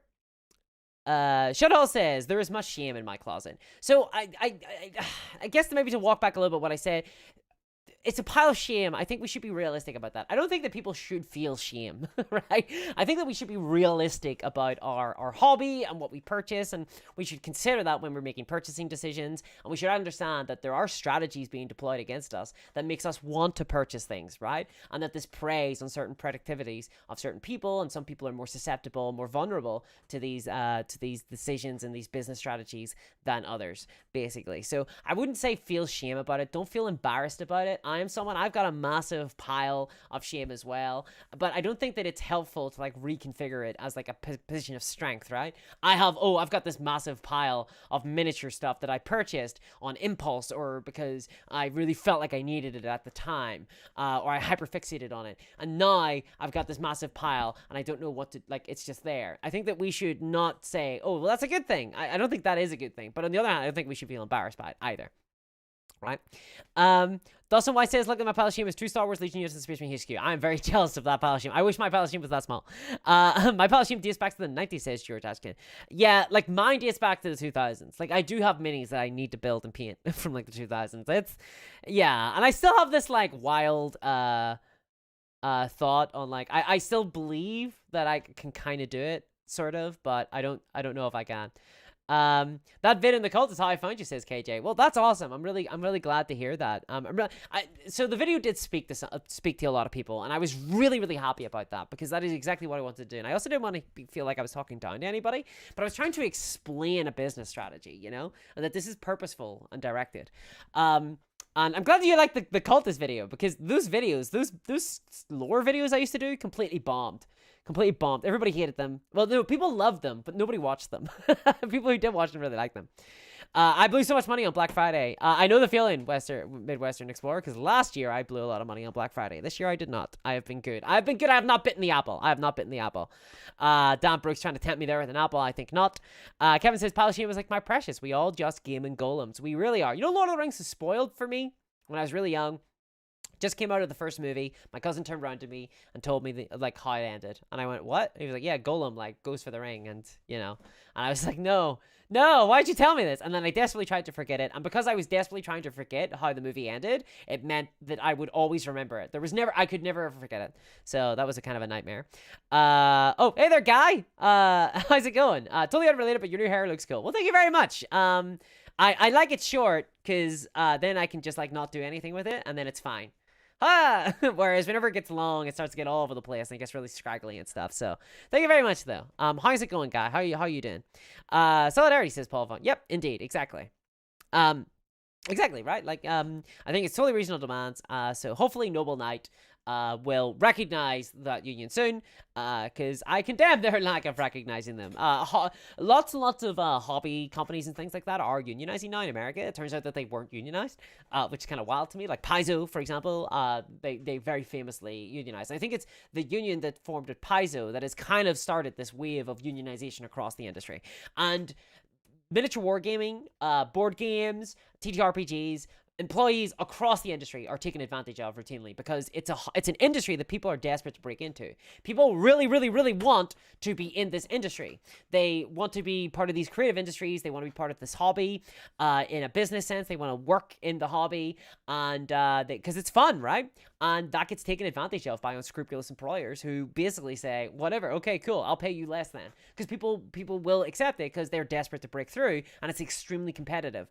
And I think unionization is one of the many tools that we have in order to help ensure that employees are paid more fairly. I think that is 100% one of the big fights that's going to be happening in the industry, and I totally support the unions that are getting set up. I now sent spares to Drew Blood for him to use in future projects should he want to, Dan Brooks says. Very nice. Guy says, sponging the Titan bits as we speak. Your big Titan project, how long has that been going on now? That's been going on for a really long time, hasn't it? It feels like a year at least, right? Like a year at least. Curse City, for example, says KJ. Yeah, Curse City, that was a big one. Oscar says, I'm sick as a dog and your stream is keeping me going, so wanted to paint but caught a cold with the family on Turkey Day, says Oscar. I've been pretty ill too, so maybe I guess we're all it's just that time of year, isn't it? Like, it is that time of year. But I hope you feel better soon, Oscar. I hope you feel better soon. Sleep Monster says, it's a good thing for others on eBay if it won't end up in the trash first. Hell yeah. Don't end up in the trash. Oscar says, thanks, loving the idea of playing all the miniature games. How are you going to do that? I am going to, one at a time, play every single miniature war game. Really, I'm gonna start at the beginning and just keep going. This is my plan. Haphazardly, I should say. So there is a massive master list of miniature war games on Wikipedia. I don't think it has them all.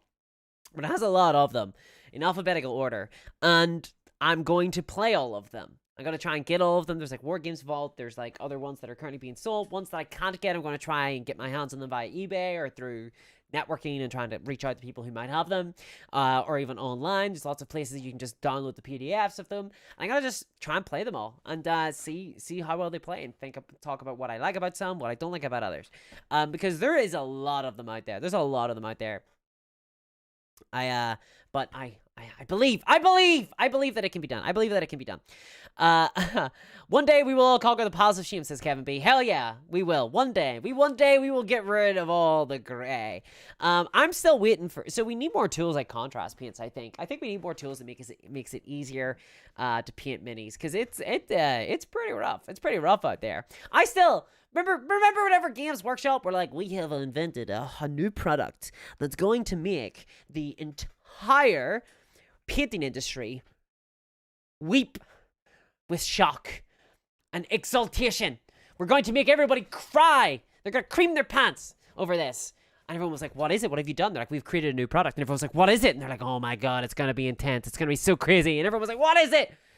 And they kind of like teased us for like a day or two. And I flew on a plane across from England. And I arrived back home and I rushed home.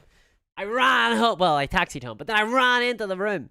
And I immediately sat down and I created this crazy script based on what I knew it was going to be, which was going to be primerless paint. So you could paint without primer, like contrast. How insane is this? And then the very next day, I like stayed up until like 4 a.m. in the morning, got it released. Then the very next day, Warhammer community said, actually, it's just some new shades. No! I think they did it because people were getting really excitable and saying that like this was going, because the Warhammer community were like, this is the future of painting. This is the new thing. Welcome to the cult of the new. And everybody thought like, oh my God, this is like some crazy innovation. And it turned out it was just like, oh, we've done like a brighter shade of yellow. But I still think we need those primerless paints. We need those primerless paints, goddammit. We need paint easier to go on to minis. Apparently you can get, so this is like a thing, right? For years, people always told me like, oh, why don't you get some dipping pot? Like just dip the minis into paint. And I was like, ha ha ha, oh you. Because I always thought it was a joke. Turns out it's not a joke. Green Stuff World actually do sell giant pots full of paint that you dip miniatures into. What? What? What? This is a thing, apparently. And, like, even I wouldn't do that. I think that's wild. That's utterly, it's, like, to me, that's like the Onion kind of level stuff, you know? Like, hobbyist dips model into paint pot. Like, as a joke, you know what I mean? Turns out they actually did it. Turns out they actually do sell those products. I'm like, what? It's absurd to me. Actually absurd. I could not believe it when I found out about that. I could not believe it. Hi there, Foxtrot Games. How is it going? You're called Foxtrot Games. Are you a YouTube channel or are you a company? Are you a miniature wargame company? What's up? What's up, Foxtrot Games? Brimstone Armory says, I've actually been working through my pile of shame. It kind of feels bad, not gonna lie. There was a time though I'd have models forever, but they are dwindling. Working through it's tough. It really is. What my struggle is, maybe people can empathize with it. My struggle is I get like hyper fixated on a game. I get really excited about a certain game. And I go, I must have it. I must have it all. So I purchased the products. I gotta admit, like, ever since I started this channel, I do this less so because I've been, like, super busy and, you know, I quit my job, which, in terms of miniatures you can buy when you quit your job, it goes down. So, but when I hyperfixate on stuff and I get really, really into it, and I want to buy a lot of stuff, and I get really excited about the possibilities, and I buy a bunch of product, and then it arrives, and I get started on it. I get, like, through, like, half the starter set. And as time goes on, I get, like, attritioned by the plastic. I get attritioned by it. And my attention starts to waver. You know, after a while, I start to think about another game. I starting to fixate on another game. And I go, ooh, I'm getting kind of into this. And then what happens? I start thinking about this other game. I start getting excited about this other game. And I start piling up those other products. They start going there, you know? Or I buy them in shops and I go, oh, this will be great. And I bring them home and I set them down and then I don't think about them again. This is the danger that I have, especially as a variety gamer, because I buy like a variety of games. I'm like always looking for new games and new experiences. I'm a very experiential gamer. I love the dip. I love like whenever I'm getting into something, I love getting into a game system. I love learning about the game system. I love learning about all the themes that you can play with and it comes out mechanically. So I really struggle with that side of things. Danbrook said, if you didn't want the red apple, how about a safer green one? Trying to offer...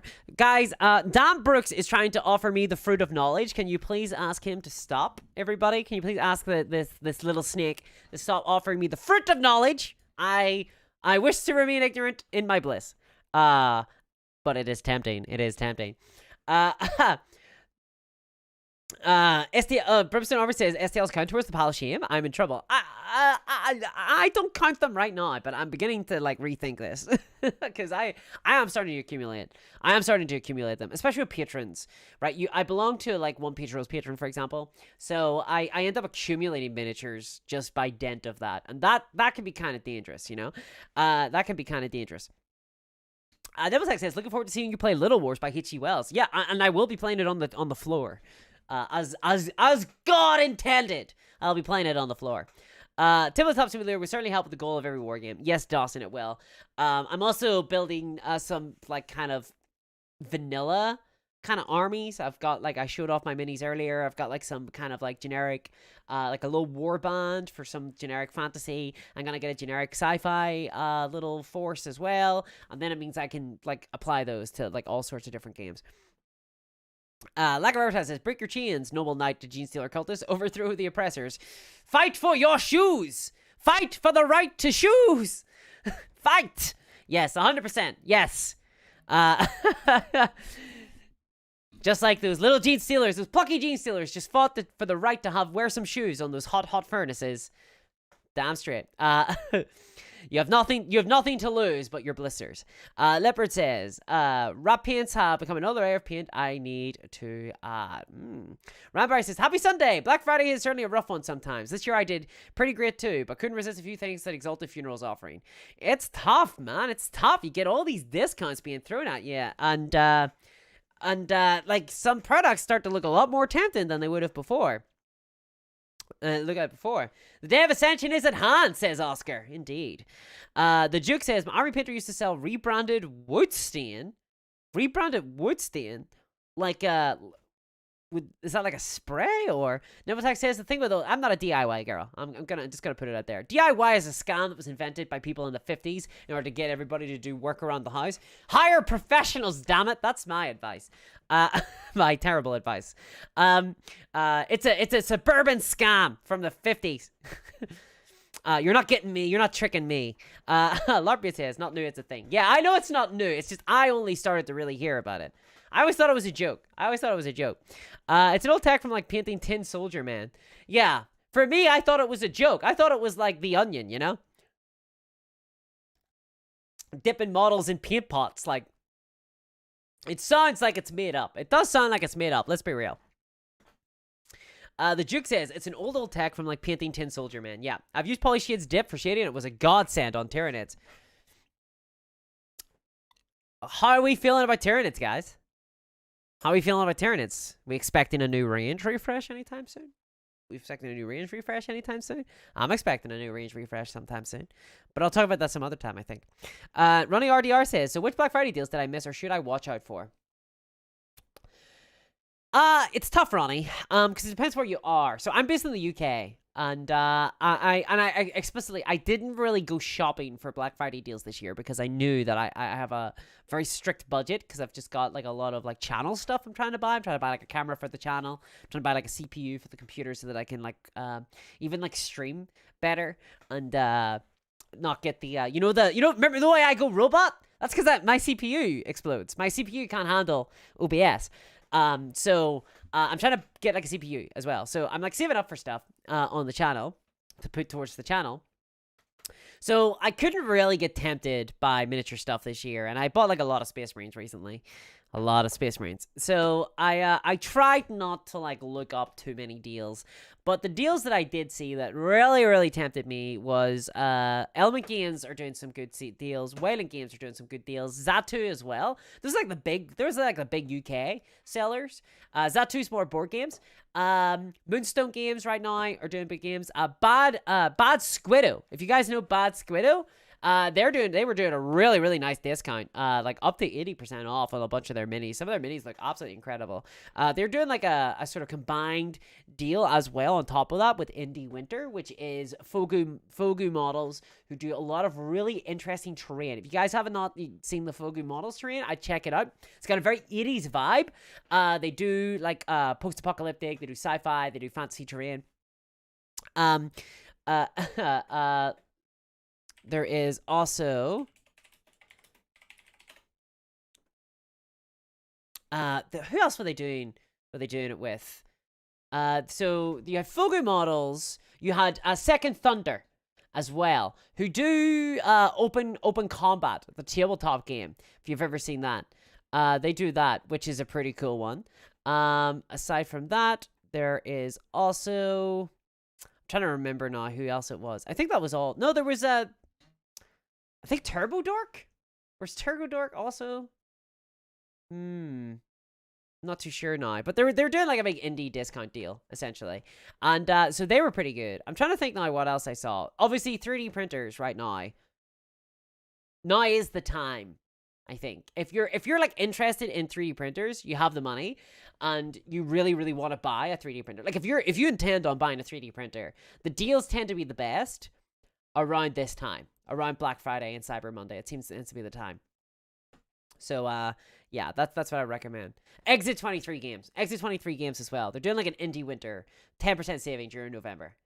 So I think that's on top of just the general Black Friday deals as well. So you might want to check out some of those guys. Exit 23 they sell a lot of Turbo Dork stuff, and they also sell Relic Blade stuff as well, which is a game that I'm interested in getting into. Exit 23 games did send me out Relic Blade, the book, but I haven't had a chance to play it yet because I'm playing every single miniature war game in the world.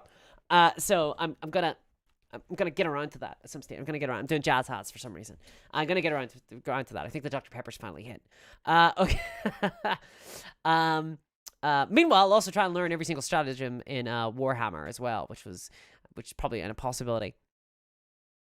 Shading dip is basically thinned wood stain and sealer, says Emery. Okay. I'm gonna have to try some of this. At some stage. What do I think of the new World Eater models coming out? Fat Pigeon. I mentioned this earlier, actually. I think they look too clean. I think they look a little bit personalityless. I wasn't super hyped about them. And I think that they might have screwed up a little bit. I think that they accidentally put the 8-point possessed demons. I think those models, I think they swapped them around with the exalted ones, because the ones that are exalted, where they've mastered the demons, looked really demonic, and then the ones that haven't mastered the demons and like are being currently like, shall we say, penetrated by 8 demons all at once, are really human looking. So that kind of felt a little bit off. So I feel like they might have screwed up a little bit. I feel like they could have put a lot more personality and character into the models, even through just not necessarily the sculpts, but through the paint scheme. I think the paint scheme was too clean, too heavy metal, really. I think they should have like went a little bit off script with this one, made it a little bit more gnarly. Allow Me Dink says, I managed to resist any seals mostly due to being broke. Yeah, that's basically how I did it. And oddly, not interested in anything. Though still thinking about that Night Hunt Battle Force box, though. Not interested in anything, Alignment. Damn, I got so many stuff I really wanted to play. Also, hot take, I hate stratagems, says Alignment. I don't think that's actually a hot take anymore. I think that everybody hates stratagems, apart from Pleasant Kenobi. Who loves them. Apart from Pleasant Kenobi, everybody hates them. No, I'm joking, obviously. I think, obviously, people really like stratagems. I love the idea of stratagems. I actually like the idea of stratagems. I hate the implementation. I don't like the implementation of stratagems. Panzer Kaput says, I'm very lucky as I got a Kickstarter to save my wallet. Got Border Wars, Border Reavers from Flags of War. They're lovely. Awesome. I'm really glad to hear that, Panzer. I'm glad you're enjoying it. Ultimately, I just want people to enjoy the miniature wargame hobby for sure. My friend found some STLs for robot Tyranids. Look dope as hell, says Dawson White. That is pretty cool, actually, yeah. Kind of reminds me of in Star Wars, in StarCraft 2, Heart of the Swarm, there is those cyborg Tyranids, or cyborg Zerg. I actually don't. I think that's an urban legend. It's an apocryphal story that the StarCraft was based on Warhammer 40k. I think that's just apocryphal. I'm not sure if that was actually true, but in any case, Zerg. There's like cyborg Zerg, and I think cyborg Tyranids would be kind of a cool idea. Brimstone says, sorry, I'm late. Noble Games, they've been shitty again. That place is cool, but they like to rip people off. They have a very nice store, but I refuse to shop from them.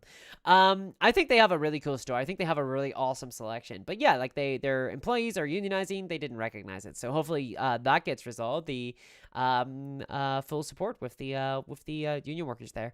Nemotax says, I want Tyranids for Titanicus.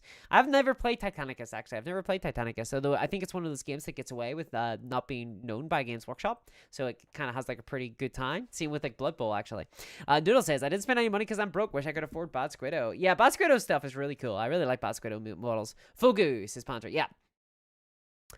My mini factory are also doing insane sales, so they always do like these crazy sales at like 50% off at the minute, so those are really, really good. My mini factory is becoming like the Steam of STL files, really. Brimstone Army, not surprised I live like an hour from them. If they're willing to rip off customers, I can't imagine how they treat their workers. I don't think they rip off customers. I think their discounts are pretty good. Dan Brooks Dungeon Bowl Expansion Pack Almanac. I have to have all the rules plus the Golf Rocker limited edition miniature as well. Oh, the ship! Oh, it's okay. If you were gonna buy them anyway, you might as well get them on discount, right? Dragon Raider says, are dead miniature games included with trying every miniature game? Yeah, I think it might be. I kind of really want to play the Mars Attacks game. I really want to play the Mars Attack game. I don't know how. I don't know how I'll ever play it, because I kind of want the minis and stuff too, you know? Legravitas says, top 1/3 color A, bottom 1/3 color B, middle color 3rd gray, bish, boss 3 colors, tabletop lager. Bada bing, bada boom. You just do 3 triangles on your mini. Okay, guys, I think we're gonna be starting to wrap up here. So, you got any questions or anything? Let me know. But my voice is starting to give out, to be honest. I'm still a little bit ill. I'm just kind of at the very tail end. It's flu season, right? So we're gonna start to wrap up. Let me give my voice a little bit of a rest. Running RDR says, thank you for all the recommendations. No problem at all, Ronnie. No problem at all. If you guys are looking for recommendations for fun games that you might want to check out before the end of a lot of the sales, because it turns out a lot of the sales are now running on until Monday. They didn't tell me that on Friday. Now they're all like, oh, for the weekend too. You might want to check out my latest video on the Warhammer hobby and the inevitable conclusions to renaming an entire hobby along a single brand and what happens to said brand. I might have covered some alternative Warhammers that you want to check out. Get some more Warhammer in your Warhammer. You know, you never know. Some Star Wars Warhammer, some Batman Star Wars, Batman Warhammer. You got some Fallout Warhammer, all sorts of different Warhammers. You might want to check that out for some good shoutouts. Alex Dale says, stratagems are great. There's just too many. Yeah. So I like the way A Song of Ice and Fire does it. A Song of Ice and Fire, basically how they do it is you have like a deck of cards, right? Every single faction in that game has like a deck of cards, and it's like 20 cards, and there's 3 of each type, right? So you might have Hear Me Roar for the Lannisters, and it's like it makes your opponent like have to roll morale check, say, for example. And you have 3 copies of that in your deck, and you draw a random hand of 4 cards every kind of like at the beginning of the game. And then whenever you use one of your abilities from that card, you discard that card and then you draw another card. So you get 20 cards from like your faction, and then there's like 6 cards from your general, and that's it. Those 6 cards, by the way, are like, or it's like copies of 2 or whatever. Or 9 cards. You get 3 different copies, basically, of the same card 3 times over. And like that's a lot of fun, honestly. And I think like that's probably the amount. Like what? So 30's worth. So 10 stratagems for every faction, I think is probably a good number of stratagems for every single copy. Or for every single army. I think 10 stratagems is like a good one. One of the first 40k armies I played was was Imperial Guard, and they had the order system when I played them. I think they had the order system when I first started playing them. It's like 20 years ago now. It's like 4th edition. And the order system was basically like a stratagem. Thank you very much for the donation there, Soviet Bear, 1917. Thank you very much. I really appreciate that. Thank you for doing what you do. No, thank you, Soviet Bear. But the fact that people are watching the content at all is still astounding to me. So thank you very much. Thank you for supporting the channel and helping me do this full time, because I wouldn't be able to do this. What is going on up there? What's happening there? So thank you very much. I really appreciate that. I really do appreciate that. It's going towards the hobby camera. Thank you very much. Yeah, so there was the order system. There was like 12 orders, and that was like a good number. Even that felt a little bit a lot, because I used to always just use first rank fire, second rank fire, take it down, and fix bayonets. That was like the 3 I used. Or no, move might have been, or go, or whatever it was called. Might have been one I also used every so often. There was even redundancy in that. So the idea that you have like 300 stratagems is kind of absurd to me, you know? It's just too many. Too many. Dustin White says, I think stratagems would work if you were forced to only take, like, say, 3, and that's what you get for the whole game. Yeah, I think so too. I also don't like that they're built into the army building. I don't like the whole battle forge system, where you have to build an army based on these command points, and the command points get spent during army building before you've even constructed your force. I don't like that as a meta currency. I think that sucks. As a new player, okay, imagine this, you're a new player. You're like, I want to build an army, and they're like, okay, well, you can build a battle forge, which is like the kind of real way to do it, or you can do like a casual one. You're like, no, I want to do it the real way, so I'll build a battle force army. All right. Here you go. Pick a force organization chart.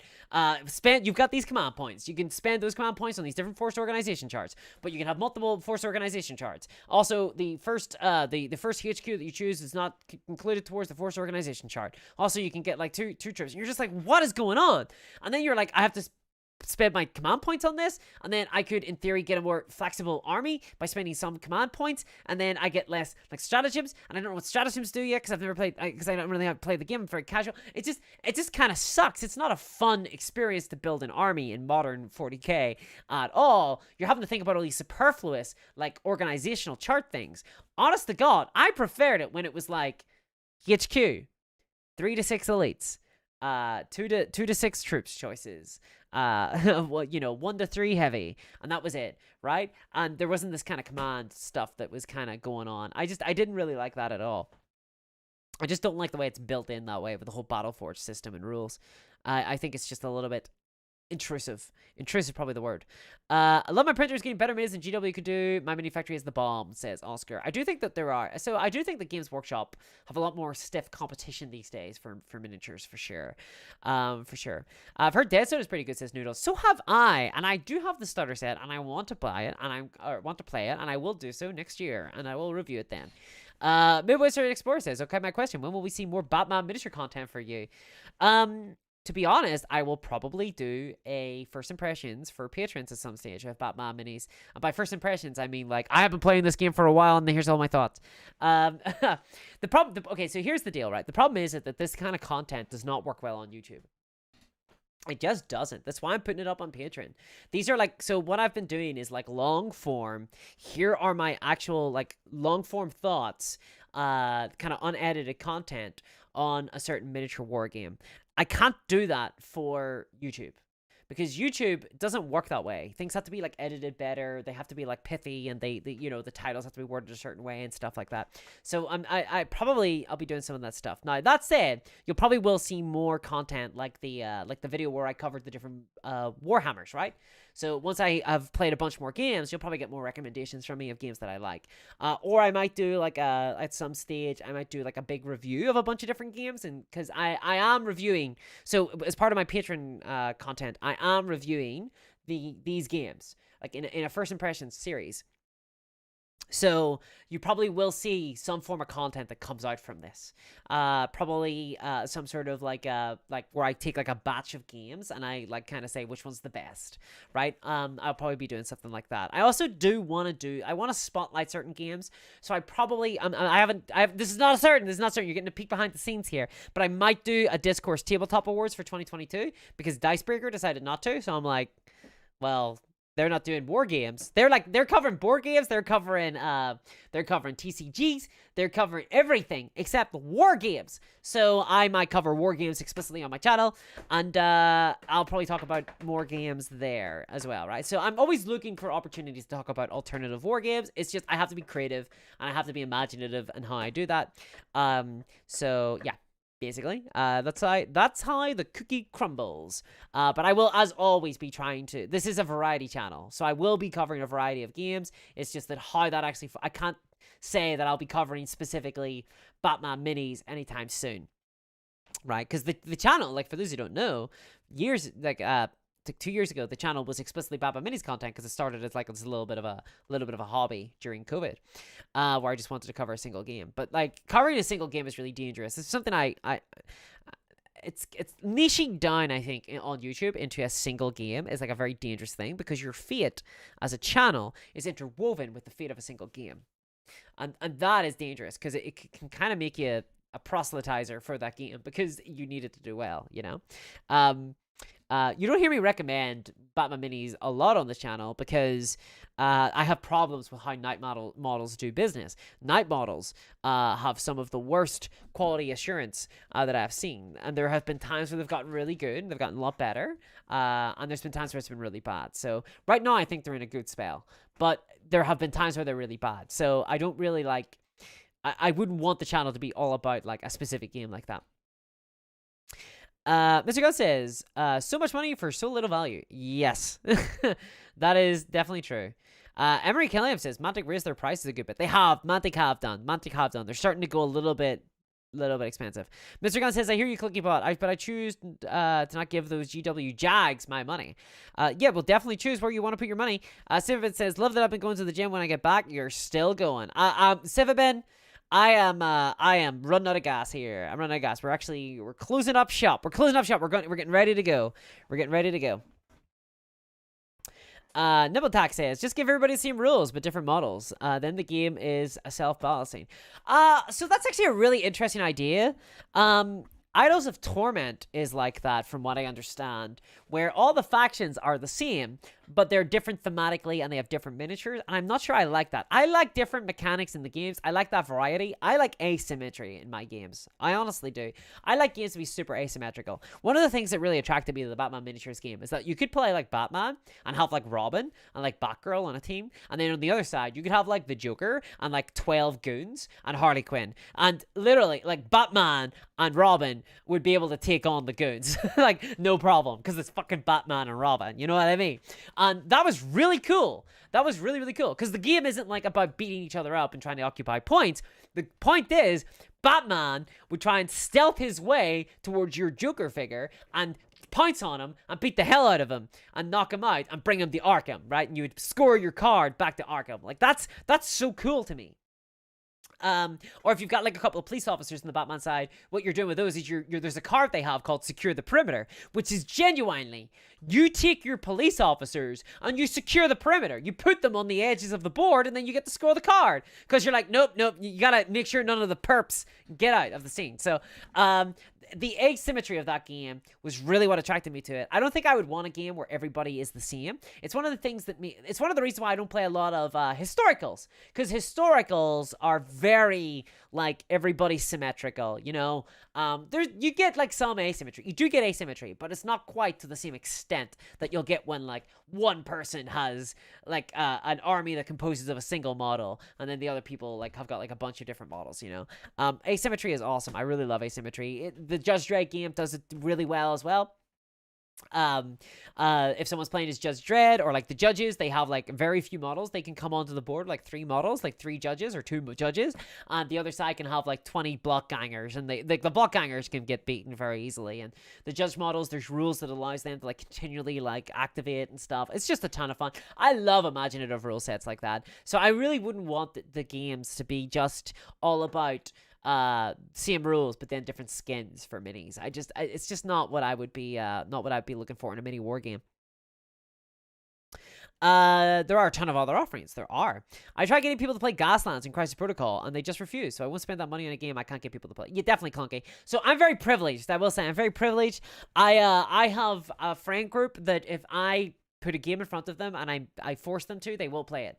So I have a friend group that I can go to and I can play these different mini war games with. I'm playing Rangers of Shadow Deep with somebody, though I'm thinking about starting up a solo campaign myself because I want to see how I play solo. So yeah, so I'm very privileged like that. I totally get it though. If you're somebody like, so this is like one of the upsides that people always talk about with Warhammer 40k, right? That they can go out and they can get they can get a like a game group, right? They can go to a local game store and they can get a game group, no problem. And I totally understand that. I do totally understand that. Unfortunately, you know, it is a thing when you're trying to get like pickup groups and stuff like that. So it's just the reality of miniature wargaming is that there is a big steep buy-in to a lot of these games. So I totally understand. My problem is that there's this like mind prison that has been constructed by Games Workshop that kind of traps people thinking that they're just Warhammer hobbyists, which is really dangerous because it means that it's harder, therefore, for people like me or perhaps even yourself, Clunky, to get them into trying other games because they conceive of themselves as only Warhammer players, and therefore Warhammer's the only thing, right? Imagine if like the biggest war game around was a miniatures agnostic game. Think about how great that would be for the wider hobby community, because you would get people playing like a variety of games, and they would also be buying from multiple manufacturers, which means more jobs and more variety of minis and stuff like that. Like, think about how good that would be. Yeah, so it's just I kind of wish that that was the case, but we're not there. But it's a place I want to fight for, you know? I want to fight for that. So yeah, gonna try and take on the old big GW, which is tough. Which is tough. It's tough. It's tough. I will probably do a video at some stage of all the fun comments I get. Fun. I probably will. Nimble Tech says, just give someone the same rules but different models, then the game is self-balancing. Oh, yes, that's right, what we were talking about. Get 3D printers, save your money, says Mr. Gunn. 3D printers aren't the option for everybody. As much as I love 3D printers, they're not a viable option for everybody. Just like on home as well. Oh, well, says Frozen Thrall. You can rewatch the streams. You can rewatch them. Don't take my blood angels away. I need that red thirst, says Clunky. You're not going to lose your fluff. You're not going to lose your fluff. Dustin White says, I got here damn time, so I just want to move to Canada purely for my convenience. Honestly, I have been using Surfshark recently, and I have been pretending to be Canadian in order to watch Reno 911. So yes, I would be Dawson. I would go to Canada so that I could watch some more Reno 911. Woohoo! Because Reno 911 is hilarious, and you guys get it for free on CTV. So I've been watching that. I've been watching a bunch of Reno. I've been stealing public television from Canada. I have stolen from every single taxpayer in Canada. There is no depths to my depravity. I feel like I'm getting zoomed up by a UFO here. What's going on? What's going on in the corner over there? What's going on over there? Whoa. Little alien guys. You know who it is. Who's that? It's this guy. There he is. Trying to get me. You can see him. There he is. Hiding away in the corner. Trying to get me. There he is. It's happening. The Canadian police and an alien are trying to zoom me up. There they are. The Mounties and an alien. They're coming at me. Well, not today. I say, because I will be closing the stream up. So, thanks very much, everybody. It's been a real pleasure. Thank you very much, guys. I hope you all, are able to resist the Black Friday. Or not, depending on what you're up to. I hope you are able to, though, and you get some good deals and get some good discounts, and you buy things that you want, and you buy things you're always going to buy, and you get them, and yeah, you keep to your budgets. It's really tough. It's really hard, but I have managed to do it. I have managed to resist the apple in Eve's garden, so good luck to everybody else to do so as well. Pure Evil, says Dawson. I am Pure Evil, yes. Miniatures, then storytelling universe, and then rules, says Brez Part. Yeah, that'd be really cool. I'd love to see that kind of more delineation between things. I think that'd be really neat. Are those Rangers of Shadow Deep? They are Noodles. They are indeed my Rangers of Shadow Deep. They are my 2 penny greens, which are my mercenary company that are going to be in all my miniature agnostic games, like Frostgrave and stuff like that. So thanks very much, guys. I had a real pleasure. I had a real pleasure. Thank you very much. You will see some videos again soon, and as well as that, some streams next week on Twitch. And next Sunday, I think we might be streaming about making your own miniature war game. On what I think you've got to do in order to break into the industry. I think that that could be a really fun stream. No 100% promises, but I might do such a stream. I might do such a stream. So maybe we'll talk about that then. And I will catch you all next time. Have a good one, everybody. Bye-bye.